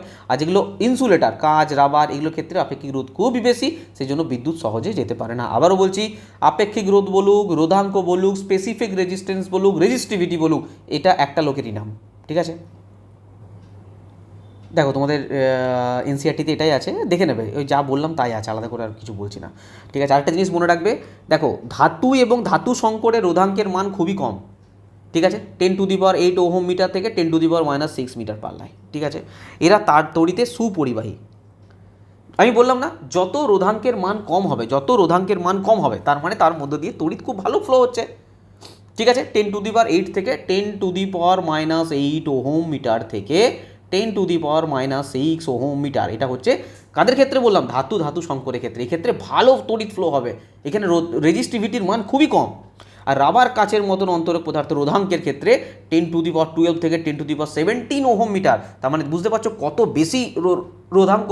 তার মানে এখানে কি টেম্পারেচার, কি বললাম, এখানে কারেন্ট ফ্লো খুবই কম হবে। রোধ এবং রোধাঙ্ক উভয়ই তাপমাত্রার পরিবর্তনের সাথে সাথে পরিবর্তন হয়, কিন্তু রোধ যেমন লেন্থের সঙ্গেও সম্পর্ক আছে, প্রস্থচ্ছেদের ক্ষেত্রফলের সঙ্গে সম্পর্ক আছে, রোধাঙ্ক কিন্তু বারবার বলছি এই দুটোর সঙ্গে রোধাঙ্কের কোনো সম্পর্ক নেই, শুধু রোধের সম্পর্ক, এই লেন্থের সঙ্গে আর প্রস্থচ্ছেদের ক্ষেত্রফলের সঙ্গে, এরিয়ার সঙ্গে। মনে থাকবে, রোধাঙ্কের কোনো সম্পর্ক নেই। কিন্তু যদি বলে যে কমন একটা জিনিস বলো যেটা রোধেরও সম্পর্ক আছে, রোধাঙ্কেরও সম্পর্ক আছে, মনে রাখবে টেম্পারেচার। ঠিক আছে। আচ্ছা, কিছু কিছু জিনিস দিয়েছে, তোমাদের আমি দেখাচ্ছি, এনসিআরটিতে কিছু ছক দিয়ে দিয়েছে যে বিভিন্ন রকম রোধাঙ্ক। ঠিক আছে, বিভিন্ন রকম ধাতুর বিভিন্ন রকম রোধাঙ্ক আছে, তার কিছু লিস্ট দিয়েছে, সেই লিস্টটা আমি তোমাদের দেখিয়ে দিচ্ছি। দেখো, এই ছকটা মনে রাখবে, কারণ পরীক্ষায় দিয়ে মানে তোমাদের এনসিআরটিতে আছে। পরিবাহী দেখো, রূপার ক্ষেত্রে দেখো, রূপা মানে যেটা সিলভার বলা হয়, এটা তড়িতের দারুণ সুপরিবাহী, সেই জন্য এর রোধাঙ্ক সব থেকে কম। যত রোধাঙ্ক কম হবে তত সুপরিবাহী, তার তড়িৎ দারুণ ফ্লো হবে। তামার দেখো, এটা অ্যালুমিনিয়াম দেখো, এটা ঠিক আছে। মনে রাখবে যে রূপা বলবে যে এখানে অ্যালুমিনিয়ামের বেশি না রূপার বেশি রোধাঙ্ক, মনে রাখবে অ্যালুমিনিয়ামের রোধাঙ্ক বেশি হবে, কারণ যত আমি নিচের দিকে আসবো তত রোধাঙ্ক বাড়বে, যত আমি নিচের দিকে আসবো তত বাড়তে থাকবে, আর যত বাড়তে থাকবে তড়িৎ তত কম ফ্লো হবে, বোঝা গেল। যেমন দেখো অন্তরক হীরার দেখতে পাচ্ছ রোধাঙ্ক কত বেশি, কাগজের আরও বেশি, মানে এখানে কারেন্ট ফ্লোই হয় না, রোধাঙ্ক এত বেশি, নিচের দিকে যত আসতে থাকবো তত এখানে রোধাঙ্ক বাড়তে থাকবে। বাস এই জিনিসগুলো একটু মাথায় রাখবে, দিয়েছে আমি পুরো ছকটাই তোমাদের দিয়ে দিলাম এখানে। চলো যেগুলো তোমাদের পড়ালাম আমি, সেই রেসপেক্টে আমি তোমাদের প্রিভিয়াস ইয়ারে যে সমস্ত কোশ্চেন এসছে সেগুলো করলে তোমাদের আরও কনফিডেন্স পেয়ে যাবে, কোনো অসুবিধা হবে না। আচ্ছা, একটা কথা বলবো তোমাদের, আজকে ইলেকট্রিসিটির প্রথম ক্লাস, তো তোমরা একটু ভালো করে বাড়িতে রিভিশন দাও। আমি এই প্রিভিয়াস ইয়ারের কোশ্চেনগুলো আমি তোমাদের নেক্সট দিন করতে দেবো। কেন করতে দেবো? কারণ তোমরা কী করবে না, এই ক্লাসটা যখন বাড়িতে ভালো করে দেখবে না, তখন আমার এখানে করার আগে না তোমরা নিজেরা করতে পারবে কোশ্চেন, আর সেইটাতে বেশি মজা, এবং সেটাতে তোমাদের কনসেপ্ট আরও বেশি ক্লিয়ার হবে। তোমরা কতটা পড়ছো না পড়ছো নিজেরাও বুঝতে পারবে, যে মানে কতটা নিজেরা প্রিপারেশন নিচ্ছ, বাড়িতে এত রিভিশন করছো কিনা সেটা ফিল করতে পারবে। কারণ প্রথম ক্লাসে আমি যদি আরও কোশ্চেন করাতে শুরু করে দিই না, তোমাদের কোথাও ঘিচিপিচি লেগে যাবে। তো আরামসে পড়ো, এই চ্যাপ্টারটা খুব ইম্পর্টেন্ট চ্যাপ্টার, এরপরে ম্যাগনেটিজমের চ্যাপ্টার আছে, খুব গুরুত্বপূর্ণ চ্যাপ্টার, এই চ্যাপ্টারগুলো একটু আরামসে পড়তে হবে। ঠিক আছে, তো এই চ্যাপ্টারটাকে, এই যেটা পড়ালাম খুব ভালো করে রিভিশন দাও। আমরা নেক্সট দিন এই রেজিস্টিভিটি মানে রোধাঙ্ক, রোধ যেগুলো পড়লাম তার মধ্যে থেকে আমরা সমস্ত রকম প্রিভিয়াস ইয়ার কোশ্চেন এখানে কমপ্লিট করবো। ওকে, তার সঙ্গে সঙ্গে আরও নেক্সট যে সমস্ত টপিকগুলো আছে সেগুলো নিয়ে পড়বো। আজকের ক্লাস আমি এই পর্যন্তই রাখছি। ক্লাস কেমন লাগছে তোমাদের অতি অবশ্যই জানাও। ঠিক আছে, যদি ভালো না লাগে সেটাও বলবে কমেন্টে, স্যার ভালো লাগছে না। যদি ভালো লাগে, সব কিছু তোমাদের জন্য করা, যতটা সম্ভব তোমাদেরকে সহজ সরলভাবে। দেখো আমি ডাইরেক্ট এই যেটা করলাম না, আমি তোমাদের 10 মিনিটে বোঝাতে পারতাম, কিন্তু কোথাও না কোথাও তোমাদের বুঝতে অনেক বেশি অসুবিধা হবে। আর কোথাও না কোথাও তোমাদের এতদিন বুঝতে অসুবিধা হয়েছে বলেই তোমরা এই চ্যাপ্টারটার সম্বন্ধে এত ভয় পেয়েছো। কিন্তু আমার কথাটা একবার শোনো, আমি যে ক্লাসগুলো করাবো, 2টো হোক 3টে হোক 4টে হোক, যে ক্লাসগুলো করাবো একবার করো, তোমাদের ইলেকট্রিসিটি নিয়ে কোনোদিন কোনো সমস্যা থাকবে না। অন্য কোথাও কোনো ভিডিও, কোনো ক্লাস, কোনো বইপত্র কিচ্ছু পড়ার প্রয়োজন নেই, ঠিক আছে। আর তোমাদের জানিয়ে রাখি যে আমাদের ব্যাচ চলছে, যদি কেউ চাও অ্যাডমিশন নিতে পারো, আমাদের পেড ব্যাচ চলছে। আর টোটাল ব্যাচে চলছে সায়েন্সের সঙ্গে ম্যাথামেটিক্স, রিজনিং, জিকের যদি ভিওটি ব্যাচ নিতে চাও ডাইরেক্ট নিতে পারো। আমাদের 1 জুলাই 2025 থেকে 1 জুলাই 2026 কারেন্ট অ্যাফেয়ার্স অ্যাভেলেবেল হয়ে গেছে। কারেন্ট অ্যাফেয়ার্স তোমাদের জন্য খুবই গুরুত্বপূর্ণ, বারবার বলছি, যেখান থেকে ইচ্ছা পড়ো, স্পিডি পাবলিকেশন ফলো করার চেষ্টা করো, সব থেকে কমন দেয় ওখান থেকেই। ইংলিশ ভার্সনে পাওয়া যায়, হিন্দি ভার্সনে পাওয়া যায়, যদি পারো ওখান থেকে পড়ো, আমার কাছ থেকে নেওয়ারও প্রয়োজন নেই। যদি নিতে চাও বাংলা, এটা বাংলা ভাষায় করা আছে, বাংলা তোমাদের বেশি একটু বুঝতে সুবিধা হয়, আর কিছু ব্যাপার নেই, ঠিক আছে। টপিক ওয়াইজ অনলাইনে সব দেওয়া আছে, 99 রুপিস প্রাইস আছে। তার সঙ্গে সঙ্গে প্রিভিয়াস ইয়ারের সমস্ত সম্পূর্ণ বাংলা ভাষায় বই, পিডিএফ সব কিছু অ্যাভেলেবেল আছে সায়েন্সের এবং ম্যাথের। আর যদি স্ট্যাটিক জিকেটাও এর সঙ্গে কেউ নিতে চাও, 199 টাকা প্রাইস পড়বে। কারেন্ট অ্যাফেয়ার্স, স্ট্যাটিক জিকে দুটো একসঙ্গে নিলে, আলাদা করে স্ট্যাটিক জিকে নিলে 149 টাকা প্রাইস আছে। নেওয়ার জন্য সিম্পল এই নাম্বারে হোয়াটসঅ্যাপ করবে তোমরা, স্যার এটা নিতে চাই, আমি কিউআর কোড দিয়ে দেবো, কিউআর কোডেই পেমেন্ট করে স্ক্রিনশট দেবে, আমি তোকে হোয়াটসঅ্যাপে পিডিএফ সেন্ড করে দেবো, বা কোর্সে যদি অ্যাড হতে চাও কোর্সেও অ্যাড করে দেবো, কোনো অসুবিধা নেই। বা আমাদের এক্সাম গ্র্যাভিটি অ্যাপ্লিকেশন ইনস্টল করো, ইনস্টল করে ডাইরেক্ট তোমার স্টাডি মেটেরিয়াল থেকে তোমরা পিডিএফ ডাইরেক্ট বাই করতে পারো, বুক সেকশন থেকে বই বাই করতে পারো, ঠিক আছে। তারপরে পেড কোর্স থেকে কোর্স নিতে পারো। আর যদি কোথাও কোনো কোয়ারি থাকে তোমরা এই নাম্বারে কল বা হোয়াটসঅ্যাপ করবে, ঠিক আছে। আর টেলিগ্রামে যুক্ত থাকো, টেলিগ্রামে সমস্ত ক্লাসের আপডেট, যা কিছু তোমাদের নোটিশ সংক্রান্ত যা কিছু আপডেট আছে, সমস্ত আপডেট আমি তোমাদের ওখানে দিয়ে দিই, ওকে। আর আবারও বলছি, ক্লাস কেমন লাগছে জানাবে, তোমাদের কমেন্ট, আমি প্রত্যেকটা কমেন্ট পড়ি, হয়তো রিপ্লাই দিতে পারি না, কিন্তু প্রত্যেকটা কমেন্ট পড়ি, খুব ভালো লাগে তোমাদের এই কমেন্ট, আমাকে কোথাও না কোথাও অনেক বেশি মোটিভেশন দেয়। আমি তোমাদের জন্য সেই জন্য আরও মানে আরও ভালো করে ক্লাস নিয়ে আসার চেষ্টা করি। আর একটা পিপিটি বানাতে সত্যি কথা বলতে দেখতে পাচ্ছ, মানে প্রচুর পরিশ্রম করতে হয়। যাই হোক, সেটা কোনো ব্যাপার নয়, ব্যাস তোমরা শুধু ভালো করে রিভিশন দাও, সামনে এক্সাম আছে, একদম ফাঁকি মেরো না, সময় খুবই অল্প আছে, ঠিক আছে। আর যেটুকু সময় আছে, যে যত ভালোই প্রিপারেশন নিয়ে থাকো না কেন, যদি এই লাস্টের 15-20 দিন ঠিকঠাকভাবে না পড়ো, অনেক সমস্যায় পড়ে যাবে, ঠিক আছে। তাই সব কিছু ছেড়ে দাও, এখন পড়াশোনাতে পুরো ফোকাস করো, সামনে এক্সাম তোমরা ভালো করে দাও, তারপরে তো ঠিক আছে। আর যারা টেকনিশিয়ান ব্যাচ সম্বন্ধে বলছো যে স্যার নেক্সট টেকনিশিয়ান ব্যাচ কবে আসবে না আসবে, আমি সেই ব্যাপারে ডিটেলস আলোচনা করবো। আগে তোমরা যে এক্সামটা সামনে দিচ্ছ সেই এক্সামটাকে ভালো করে দাও, ওকে। চলো আজকে পর্যন্ত ক্লাস এই পর্যন্তই, পরের ক্লাসে আবার তোমাদের সাথে দেখা হবে। সবাই খুব ভালো থাকবে, ওকে, থ্যাংক ইউ।